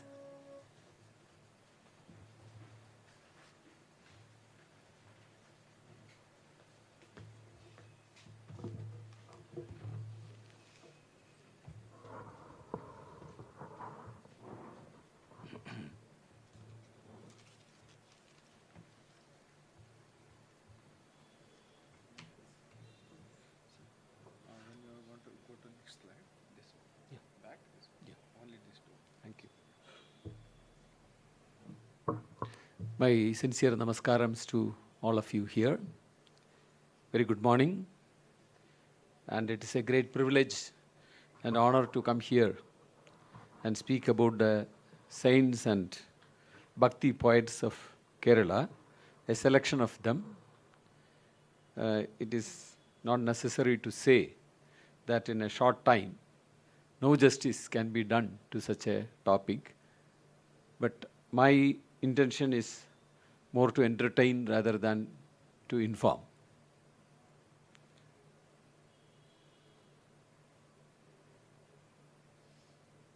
So I've been introduced here.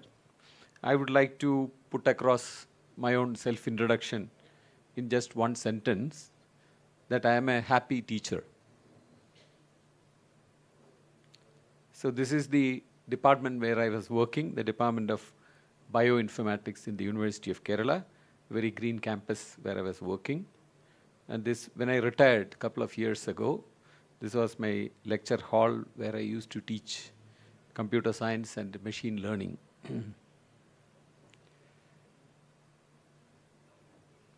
This was my family in the university.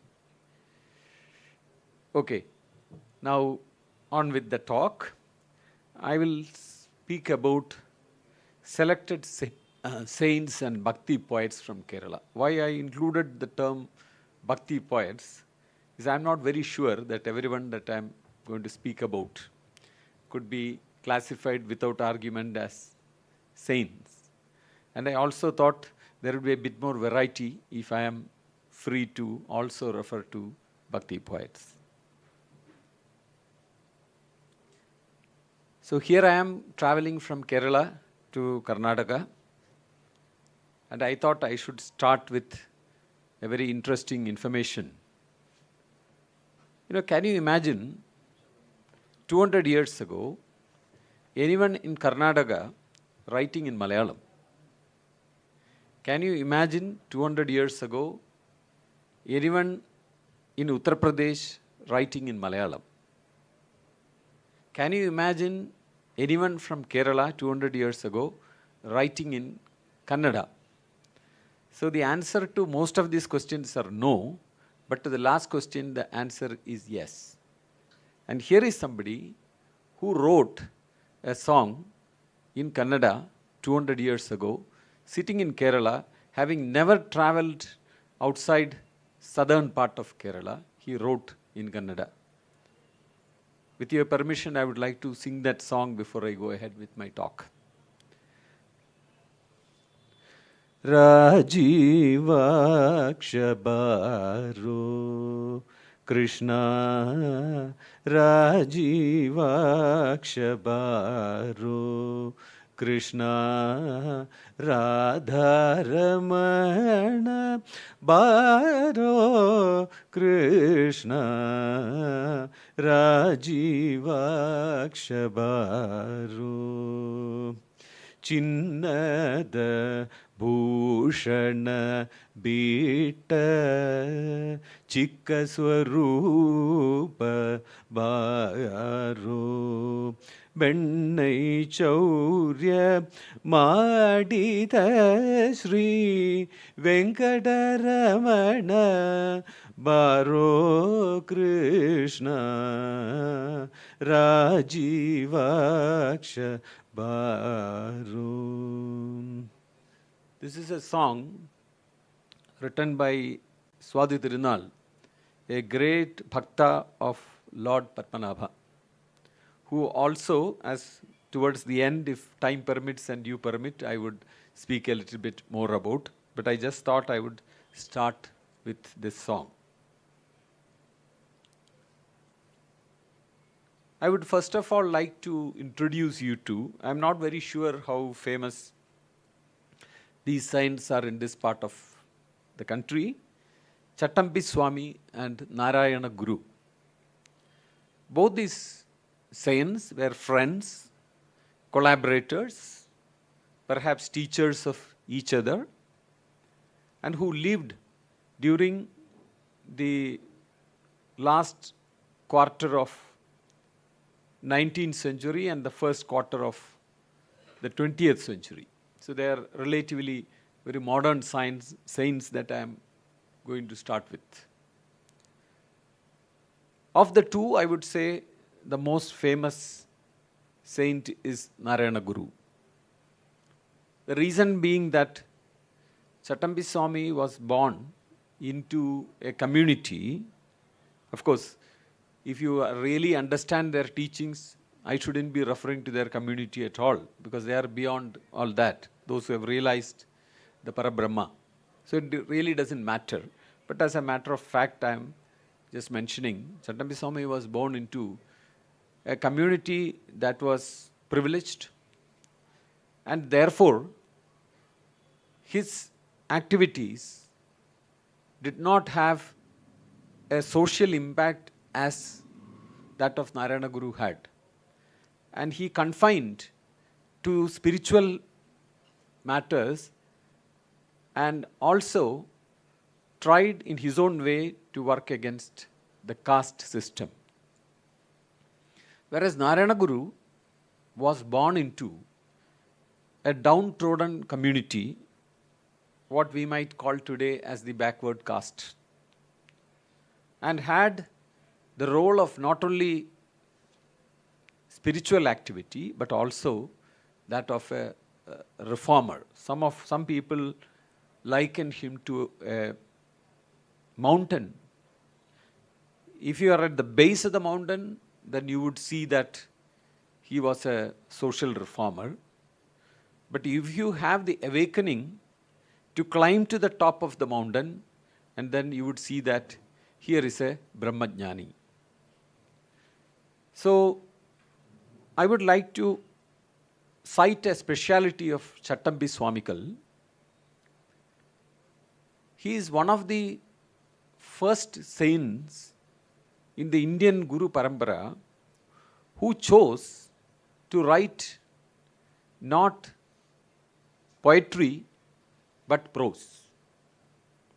He wrote articles rather than poetry, even though it is known that he was not only a poet but a singer also, but he chose to write.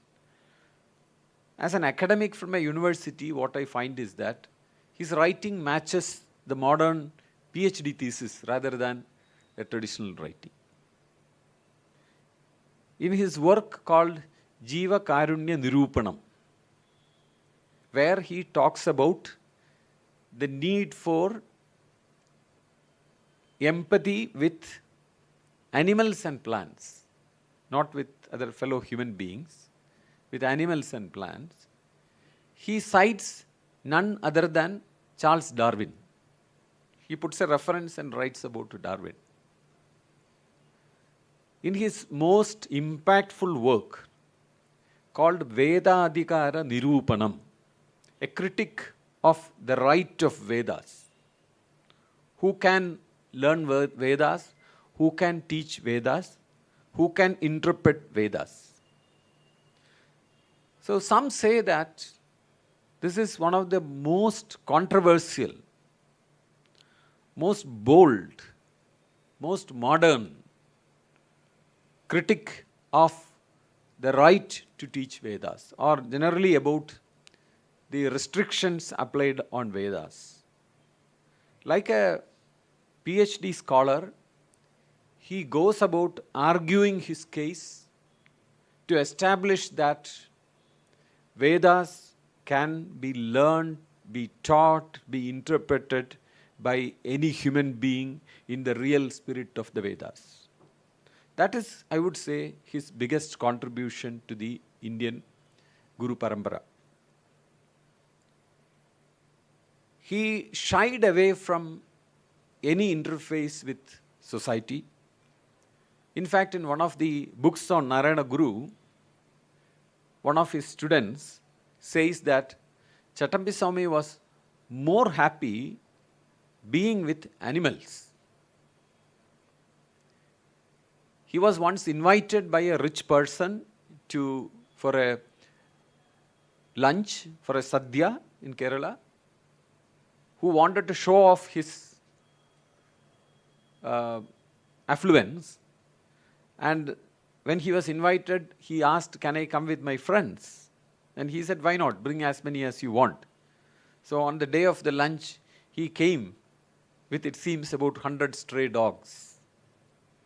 So he was a very, very unique, special person who never came out to the public and addressed gatherings or gave speeches or took up issues of any matter other than spiritual matters.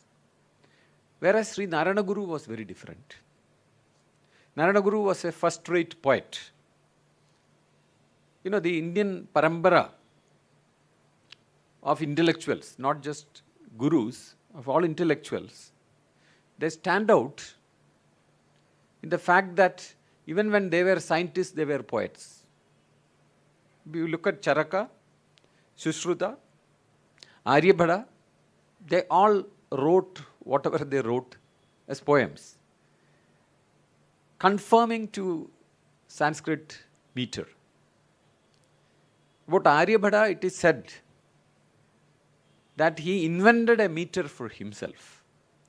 And the name of the meter is Arya. Some say that he is named after the meter. Somebody else says the meter is named after him. We cannot resolve. But having studied meters, I have no doubt that it was invented by a mathematician, because it is so complex to explain to someone what Arya meter is. As a computer scientist, I had the help of notations used in computer science by which you could capture what Arya is. Again, telling me that it is an invention of a scientist. So, Srinarayana Guru was a poet par excellence. He wrote poetry in Sanskrit, heavy Sanskrit, in Malayalam, and also Tamil.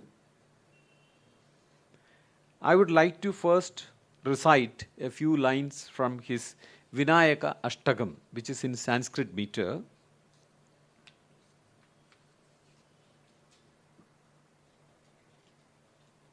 I think we are all familiar with this boom boom Sanskrit meters, the ones which give a kind of a sudden impact in our muscles and in our hearts, because they are, in Carnatic music you say they are actually the Kantacha is basically you are putting two Guru letters and one Laku letter in a segment of your rhythm.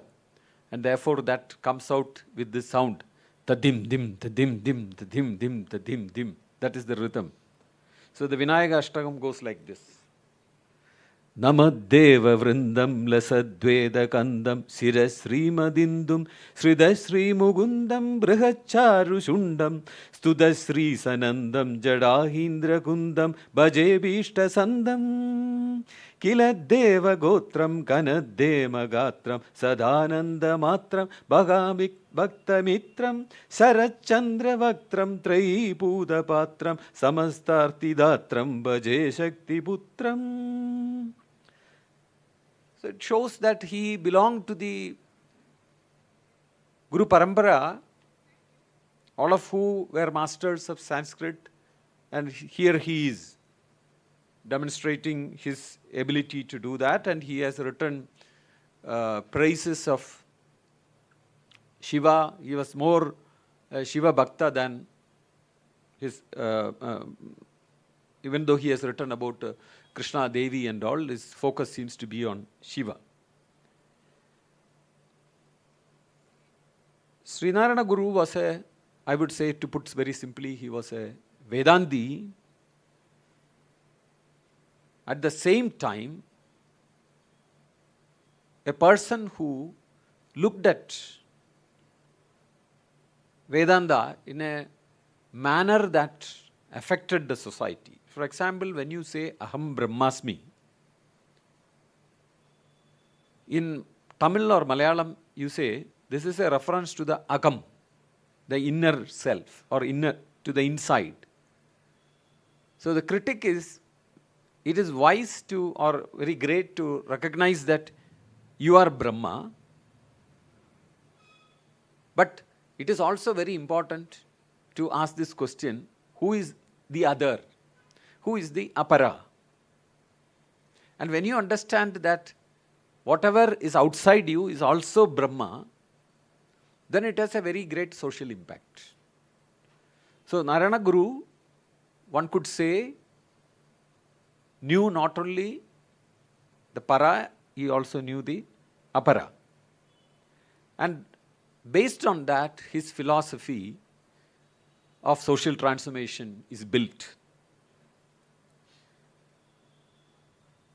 So one of his most famous calls to the society, or rather I would say proclamations, has been a very simple Malayalam sentence which said, Uru Jadi, Uru Madam, Uru Devam, Manishan. You could say this is the Vedantic principle, but phrased in a very contemporary caste-ridden society's context. this is not a new message. It says one caste, one religion, one God for human beings. So if you take Annamacharya,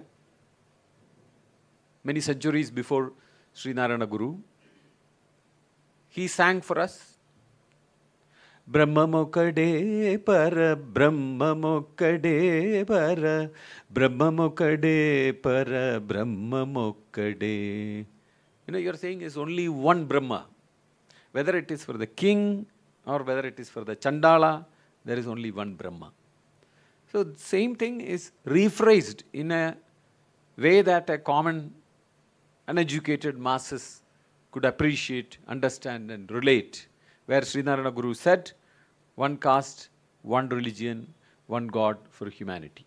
He did not mention what the God was. He also was a social innovator.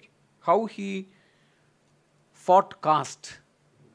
I would say there is a touch of humor, there is a touch of cleverness, there is a touch of innovation.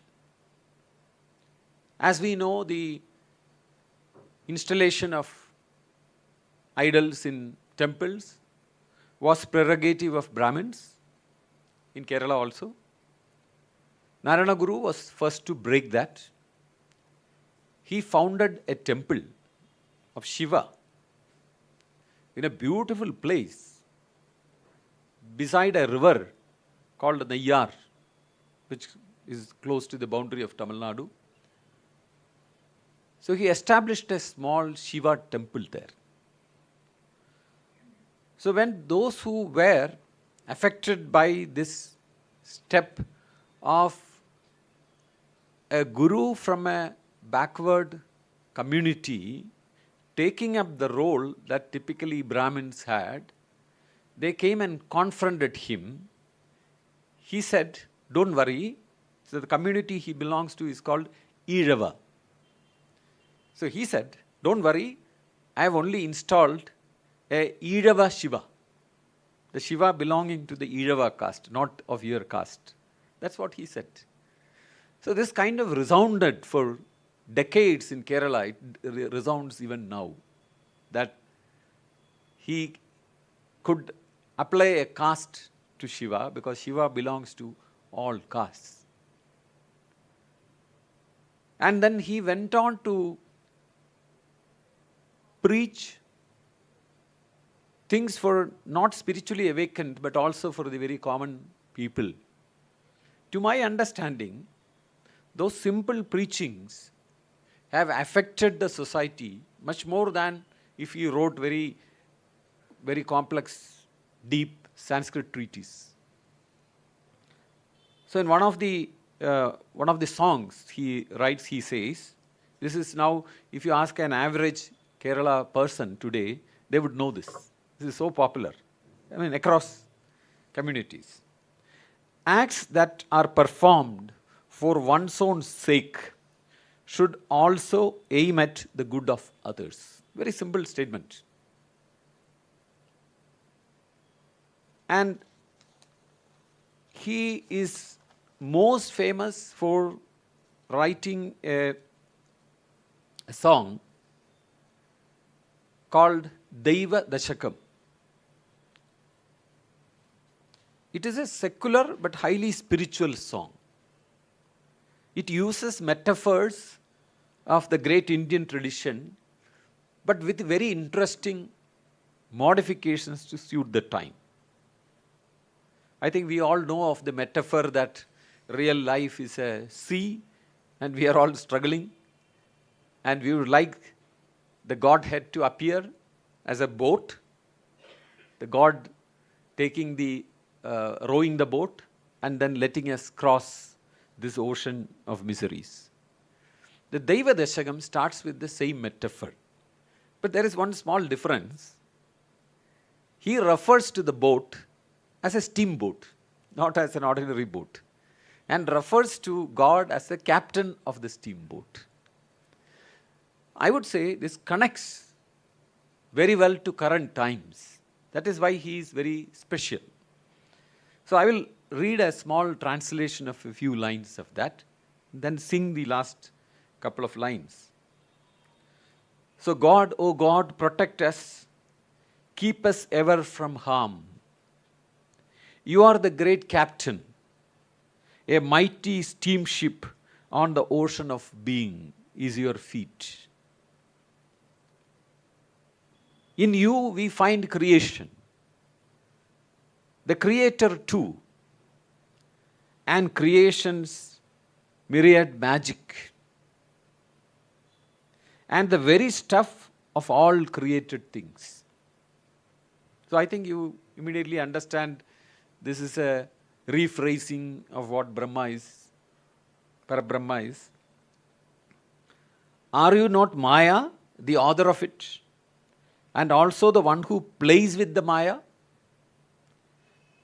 Are you not one who can cancel the Maya to grant us the state of supreme union, yoga?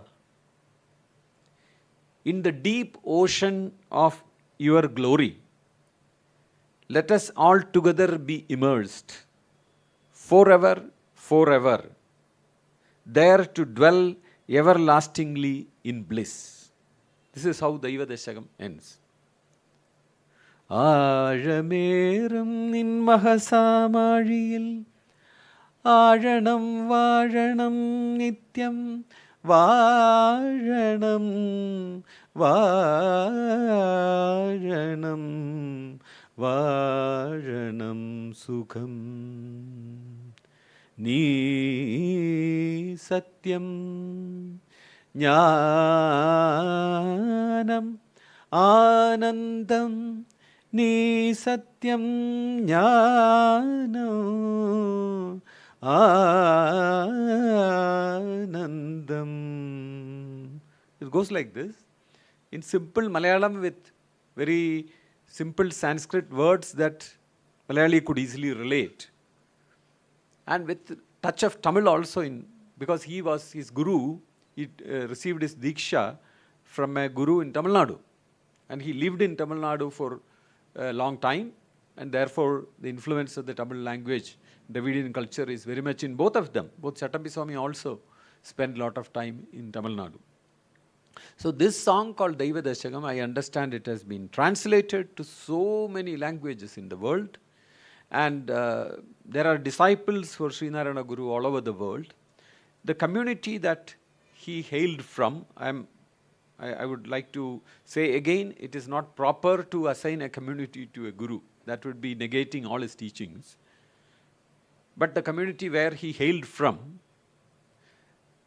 in Kerala, it is called Ijava. I think you must be familiar with the word Elam. In Sri Lanka, Tamil Elam, LTT is called Tamil Liberation of Tamil Tigers, Elam. So there is a great connection between this community and Sri Lanka. It is believed that there is a migration from Sri Lanka to Kerala, and this community came from Sri Lanka. Whether this is true or not, the Guru is revered very much in Sri Lanka, and he visited Sri Lanka many times. So that connection is also there.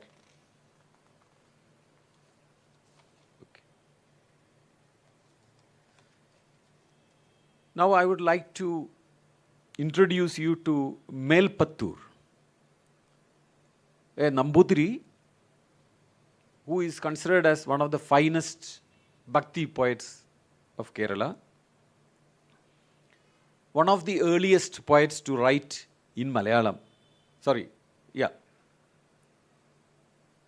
His very famous work in Sanskrit, the most famous one, sometimes known all over South India because it appears in Carnatic music. It is called Narayaniyam.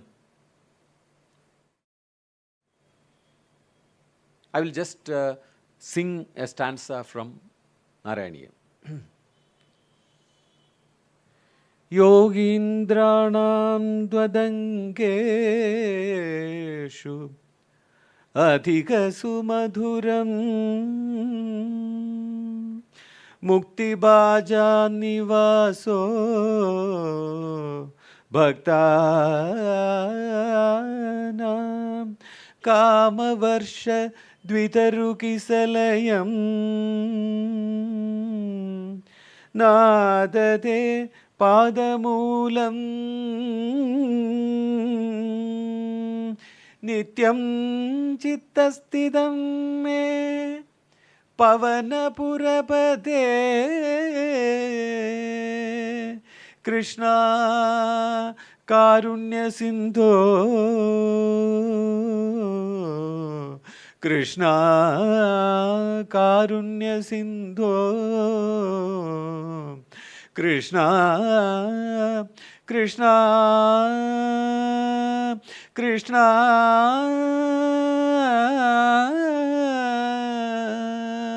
Krishna Karunya Sindho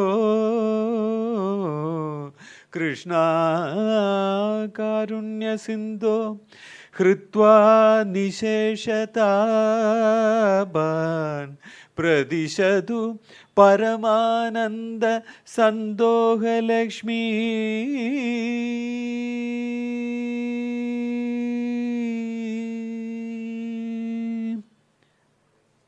It is known as one of the finest pieces of poetry, bhakti poetry about Krishna of Guruvayur. And the whole Narayanam continues to be a very important bhakti text in Kerala. And luckily, a lot of it gets adapted to Carnatic concerts, which also makes it visible to all. At the same time, when Melpathur lived, there was another Nambudiri called Poondanam.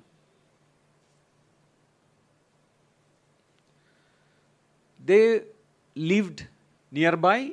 They were both devotees of Lord Krishna of Guruvayur, Guru Pavana Puram.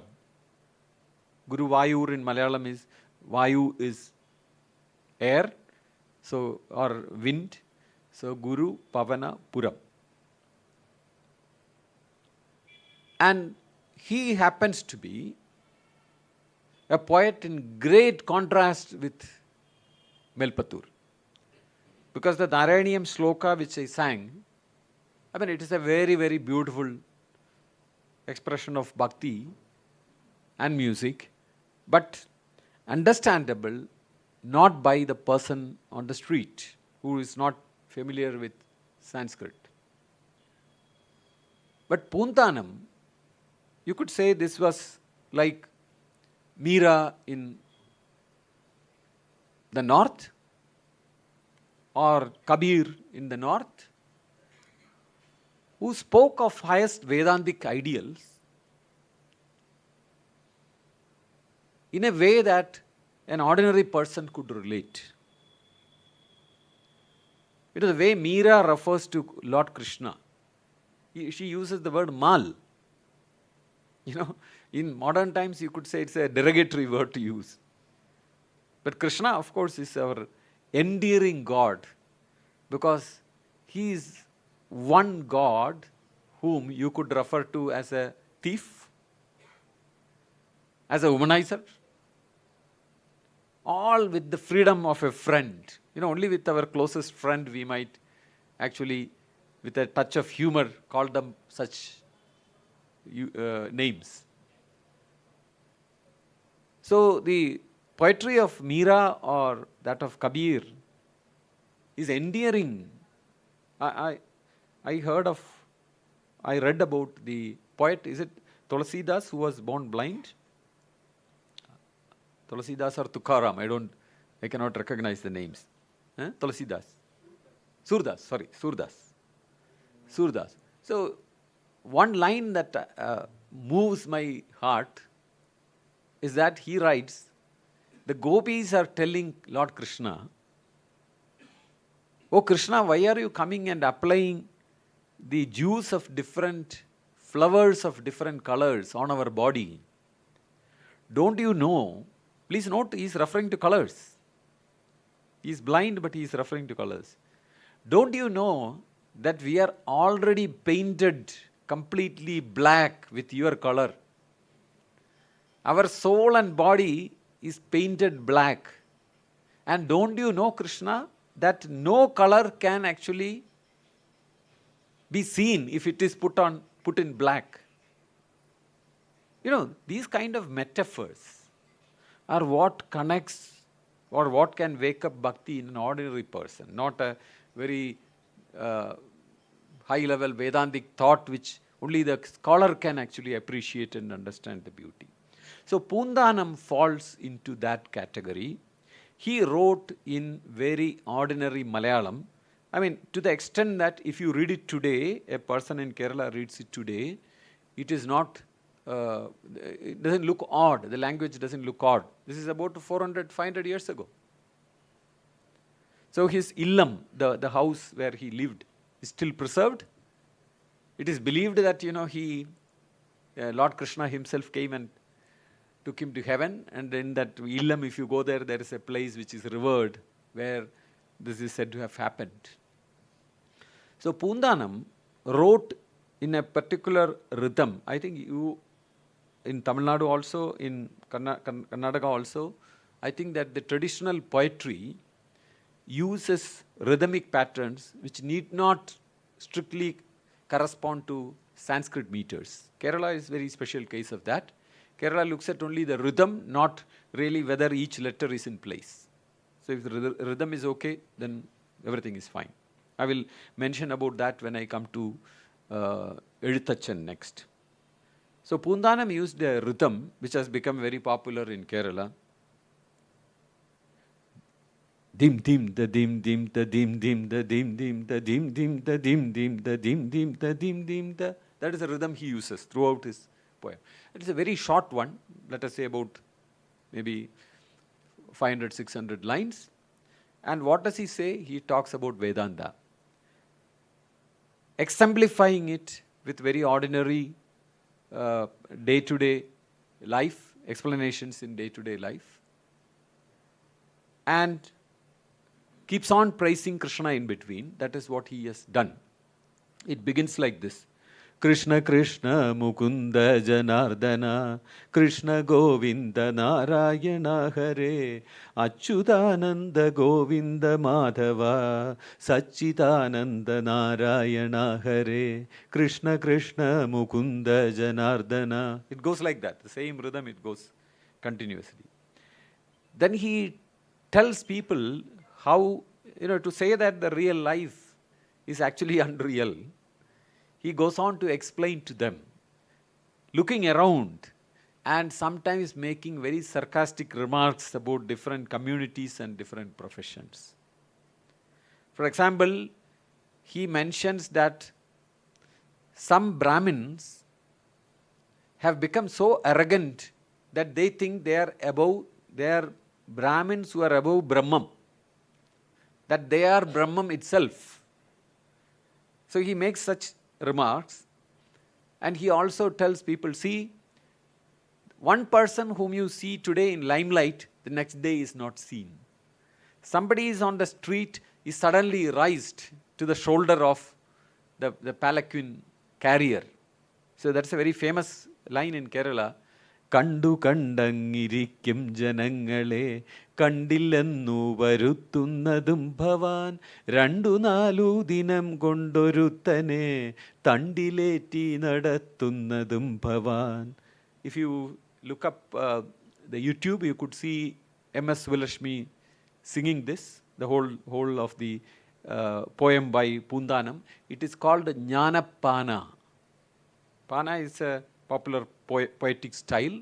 Jnanapana means, the song of wisdom, you could say.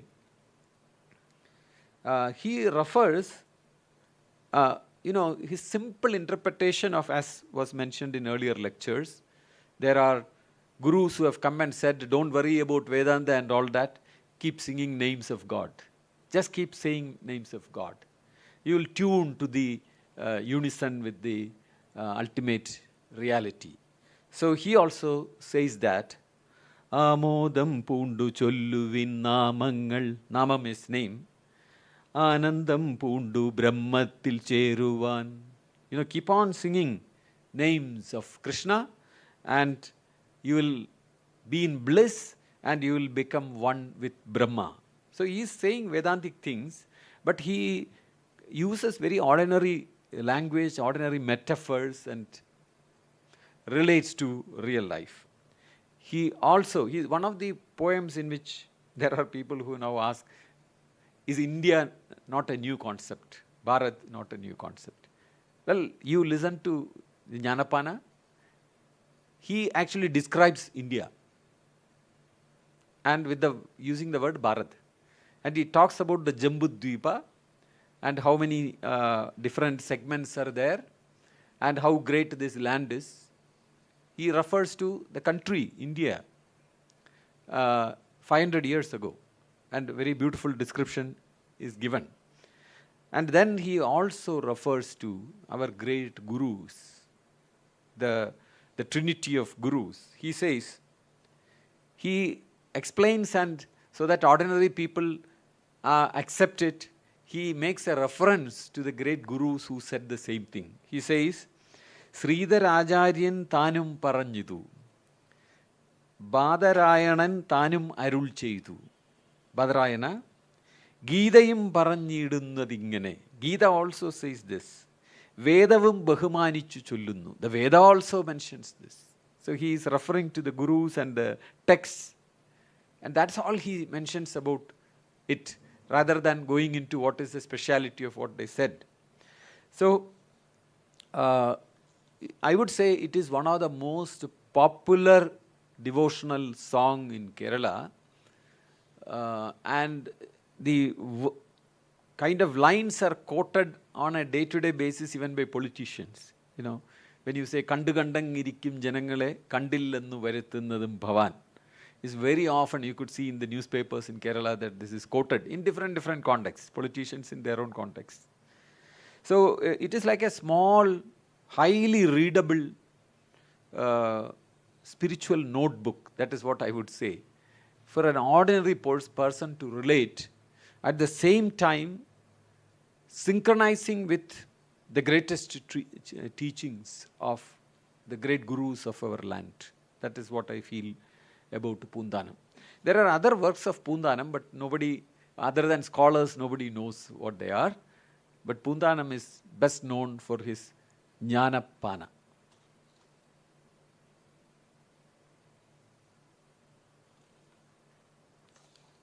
This is Eluthachan. Eluthachan means, Achan in Malayalam means father. So Elutha means writing. So the father of writing. Well, the specific reference to Malayalam. The reason why he is called Eluthachan, it could be twofold. There seems to be a community in Kerala called Eluthachan.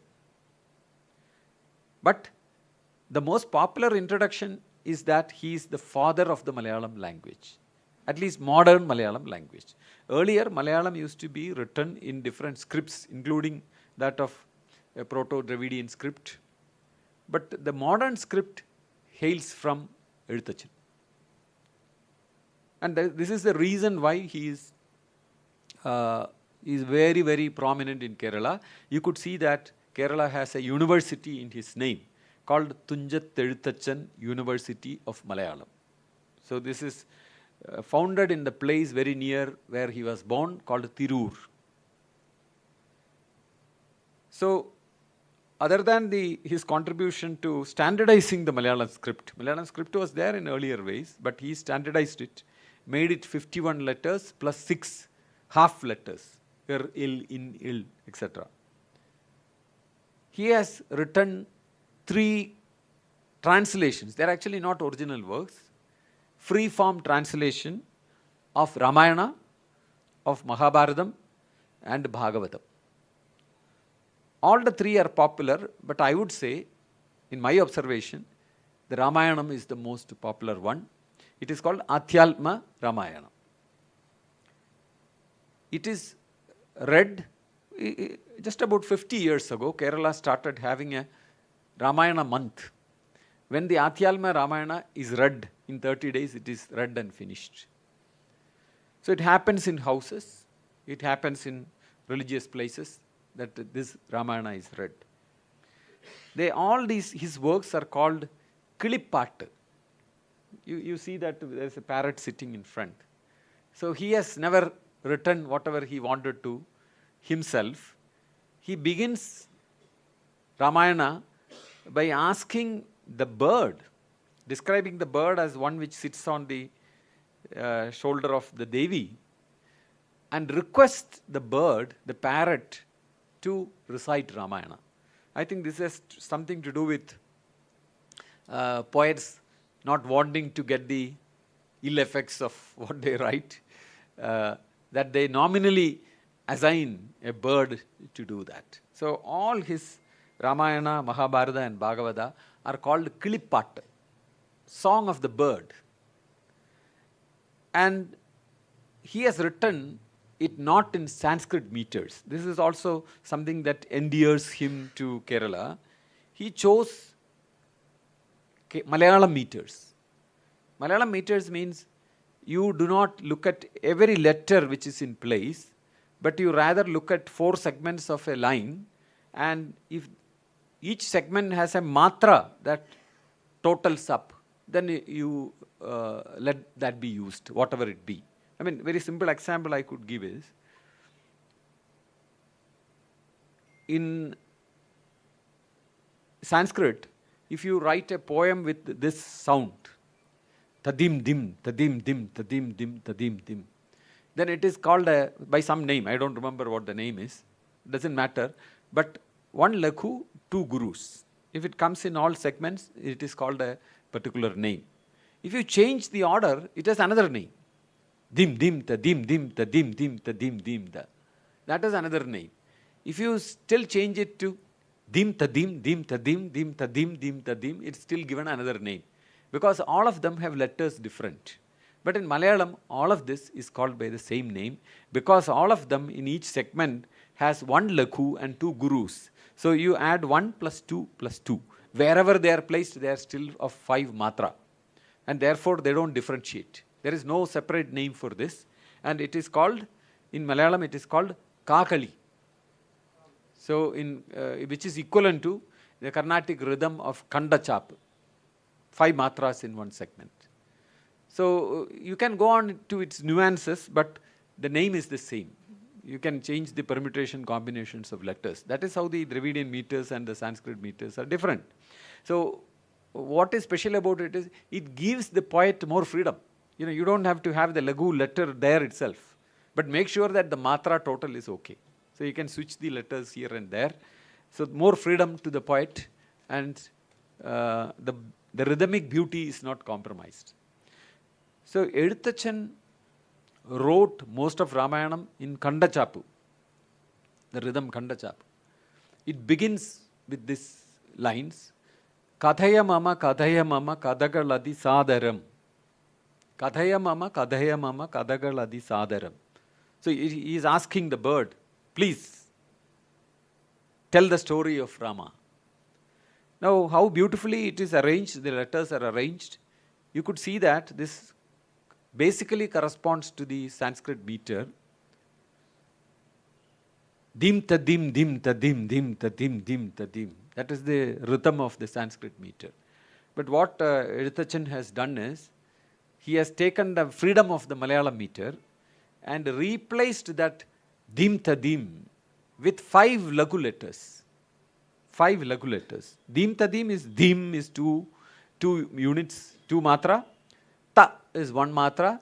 Dim is 2 matra. So 2 plus 1 plus 2, 5 matras.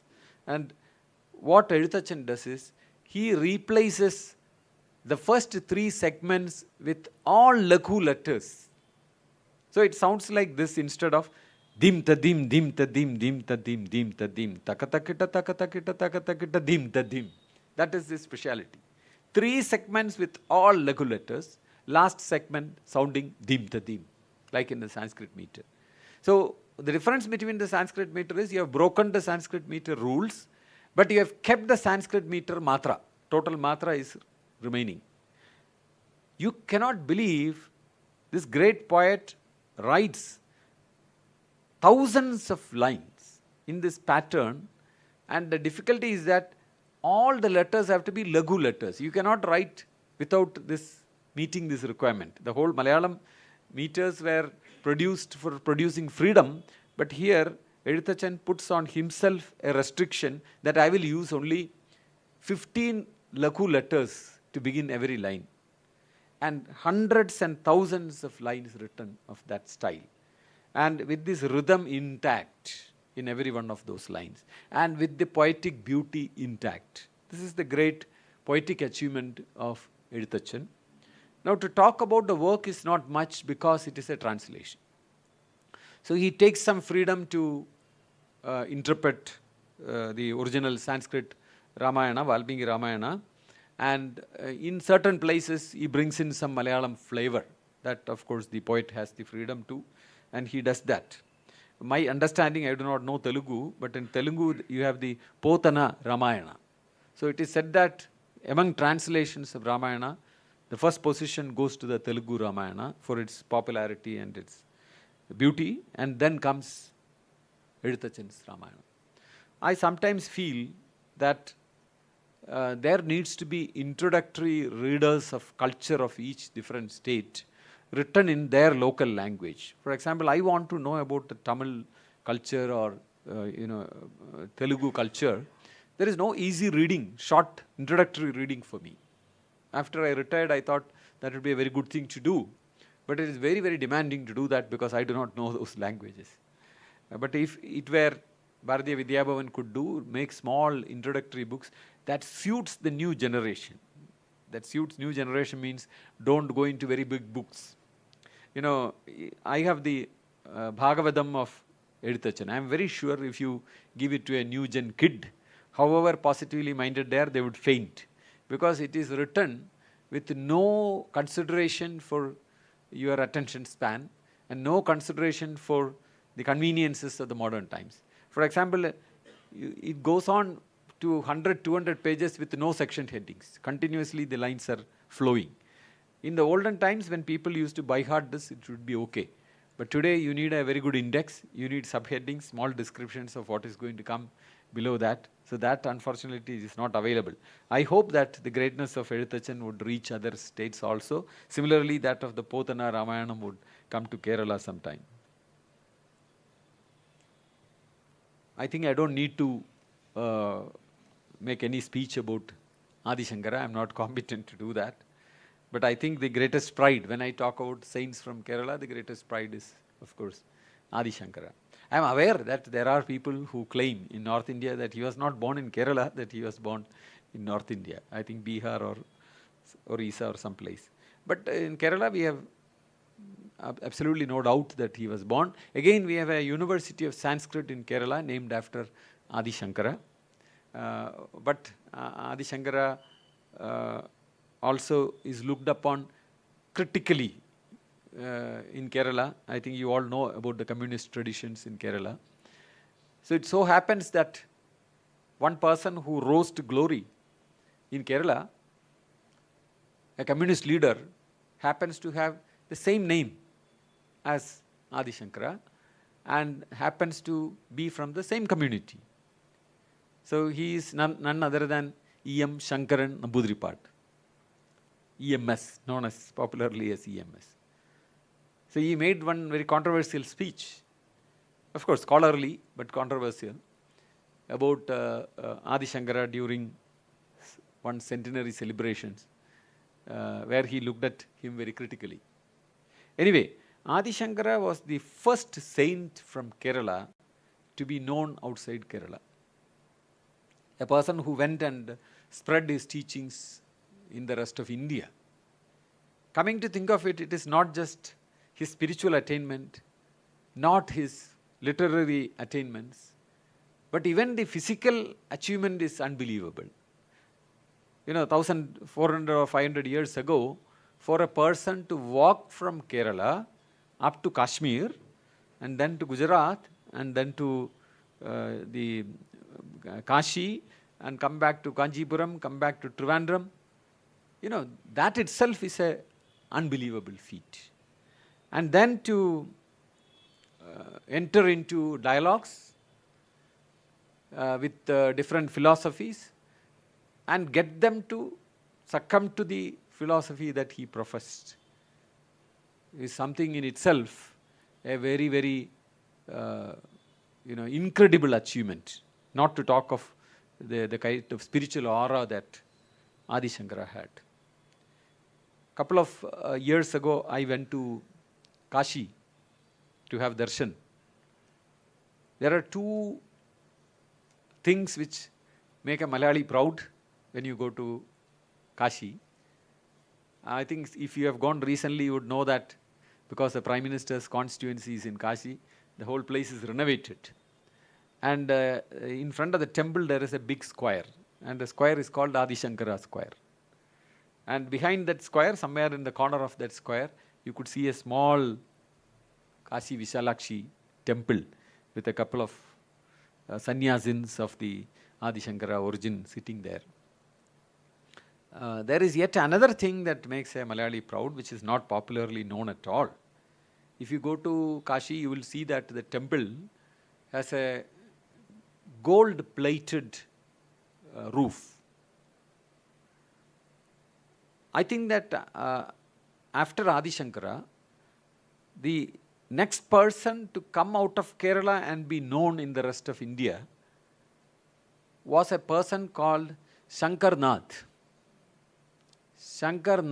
Joshi. In Kerala he is called Jodishi, but in North India he is called Joshi. So he travelled from Kerala, from Kannur to Kashi. Well, on the way he became a disciple of great sannyasins and then went to Kashi and was sitting there. It seems he was also an astrologer. That is why he is called Jyotishi.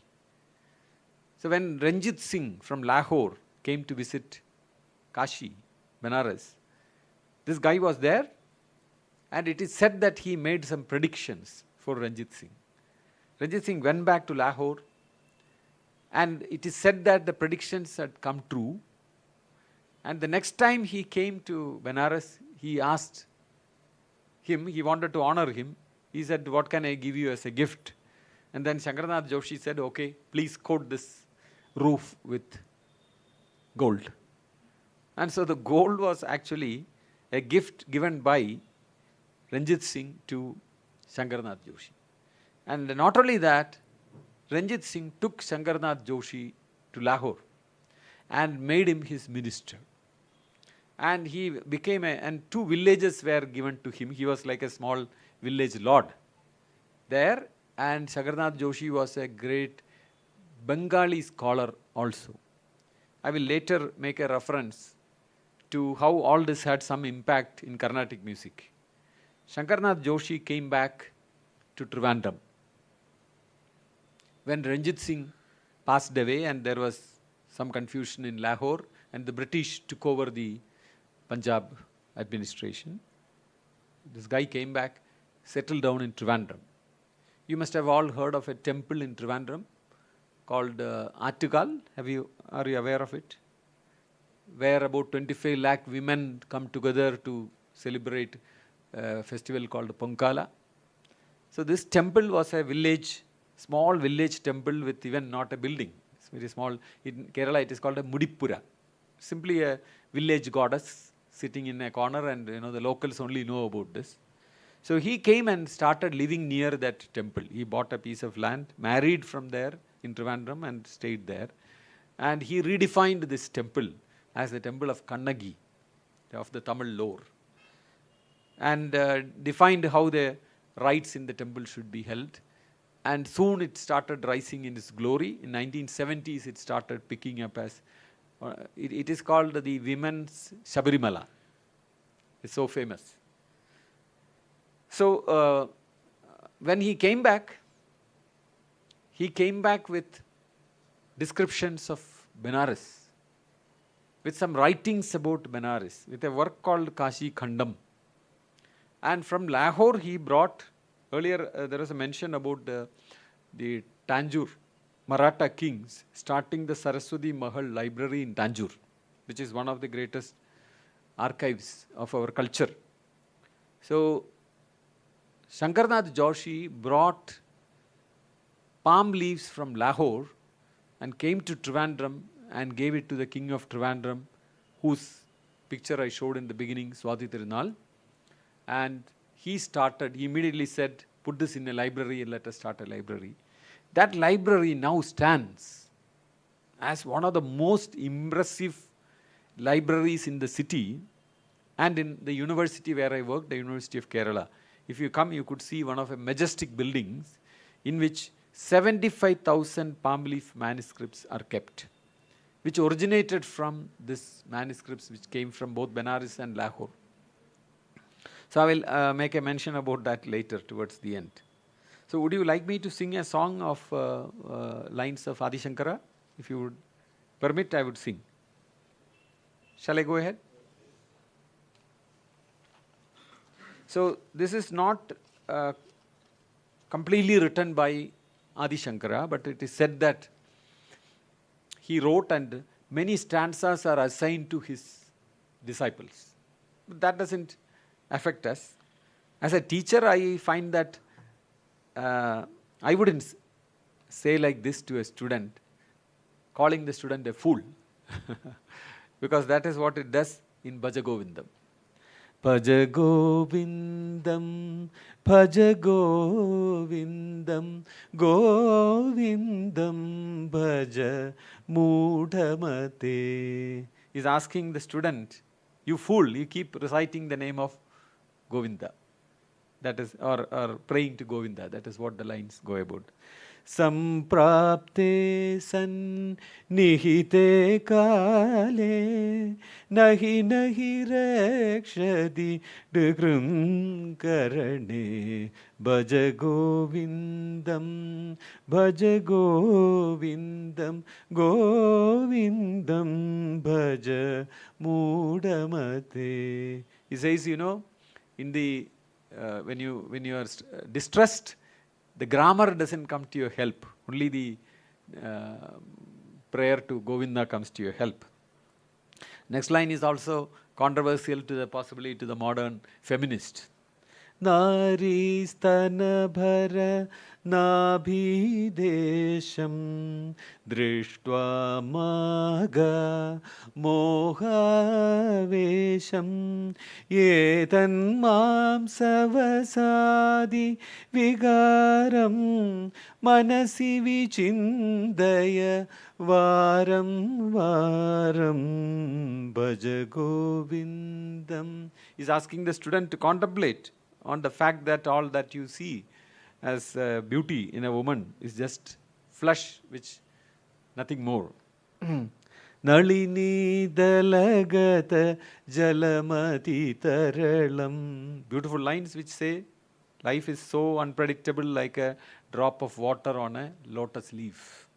Nalini dalagata jalamati taralam tadvajivitam atishaya chapalam vidhivyadhyabhimana grastam logam shogahatam cha samastam bhaja govindam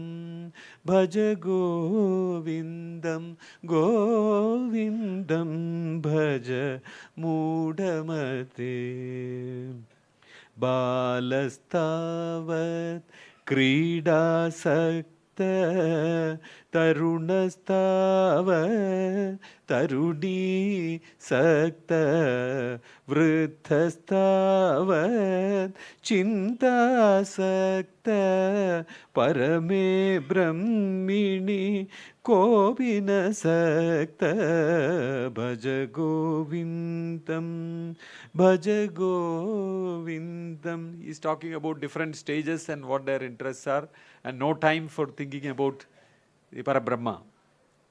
And finally makes, just before the final stanza, makes fun of fake sannyasins. Jadali mundi lunchita kesha kashayambara bahukrita vesha pashyanna pijana pashyadi mudha udarani mittam bahukrita vesha. That last line also is very often quoted in ordinary speeches. When somebody does something just for their own existence, you say, Udara nimittam bahukruta vesha. Punarapi jananam, punarapi maranam, punarapi janani, jadhare shayanam, iha samsare, bahudustare, kripaya bare, pahi murare, bhaja govindam, bhaja govindam, govindam, bhaja mudhamate. I do not know how to say anything about Adi Shankara. I think only a person who has attained, Brahma Jnanam like him can possibly make any comments about him. I am at the foothill of mountain of Adi Shankara, and this is all that I could say as my tribute. What is time? I have 15 more minutes. 12? Okay, I will wind up now. I thought I would, if you have time and orientation, I could mention about Swati Tirunal a bit more. Swati Tirunal was a king, not a saint, of course. But he was a bhakti poet, I would say. He wrote a work with 1,000 slokas, modeled after Narayanam, and it is called Bhakti Manjari. In Sanskrit, is one of his best works on bhakti. But of course, he is more known for his Carnatic songs. His songs were known all over South India and even some part of Maharashtra.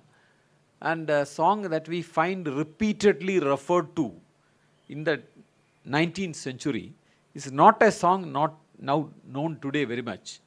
So it is a very strange song with very less gamakas. That's possibly why it stood out. Sarasa samamukha paramavama Sanaka mukha vinuta sa rasa samamukha paramavama. You will find that when Tyagaraja, Saint Tyagaraja's songs were printed in 1859, for some reason, at the end of the book, this song is also printed. So it was so famous even during those days, but I don't understand why it should have been printed in a book of Tyagaraja songs. But it is mentioned that this is by Maharaja of Travancore.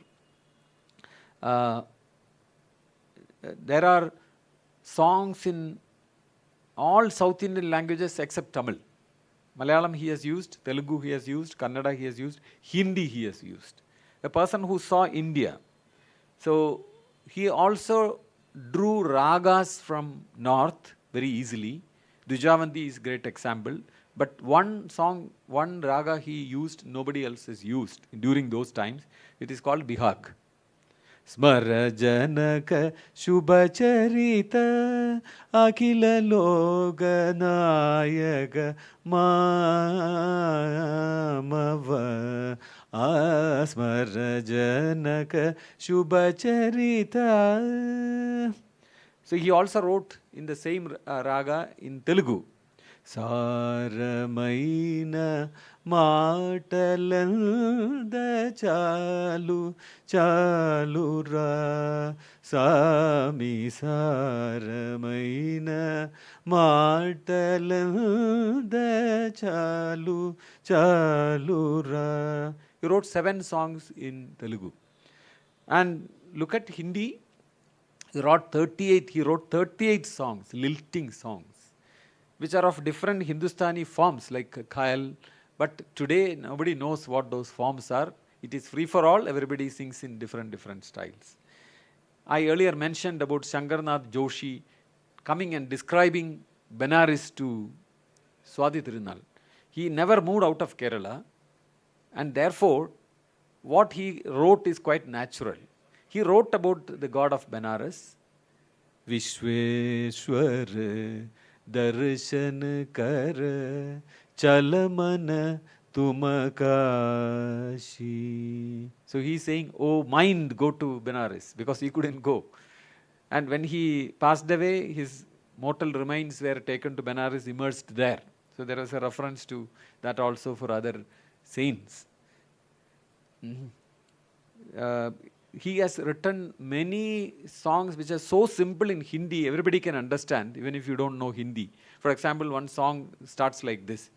Devan ke padi Indra, Tara ke padi Chandra, Devan ke padi Indra.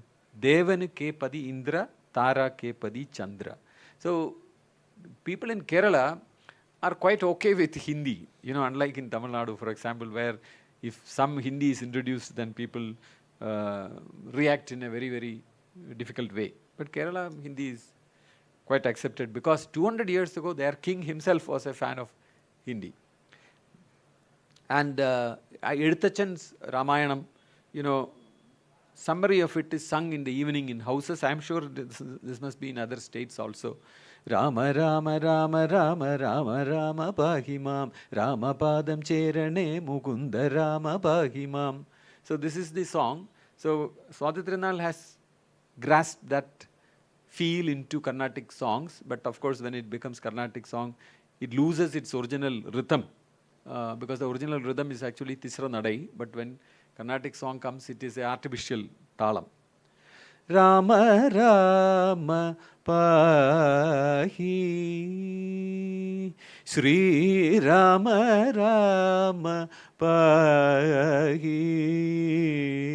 Varivaha Shyama Sri Rama Rama Pahi. I can see a resonance of the Adhyalma Ramayana in it.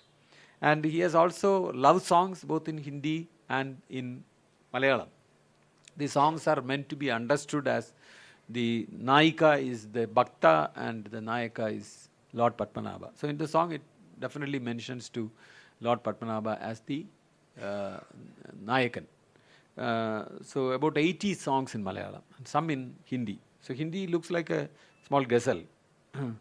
Bajat Murali Murari Sundar Jamuna Kinare Rasa Rasa Gwal Bal Sangamadan Pyari Bajat Murali Murari. Malayalam songs sound something like this. Aliveni Yendu Cheivu Handanyanini Manini Aliveni Yendu Cheivu. So there are about 80 such very lilting love songs. I think I have run out of time. I will stop with one song to end the lecture. Paripalaya Mam Sri Paripalaya Mam Sri Padmanabha Murare Paripalaya Mam Sri Padmanabha Murare Paripalaya Mam Sri Padmanabha Murare Paripalaya Mam. I will end here. Thank you very much for the very patient listening.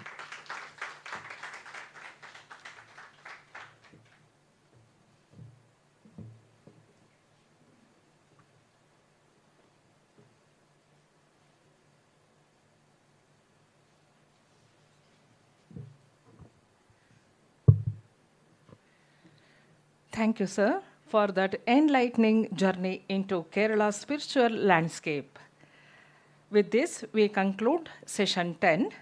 We now break for lunch. I request everyone to join us for lunch and kindly reassemble here before 2 p.m. for our next session.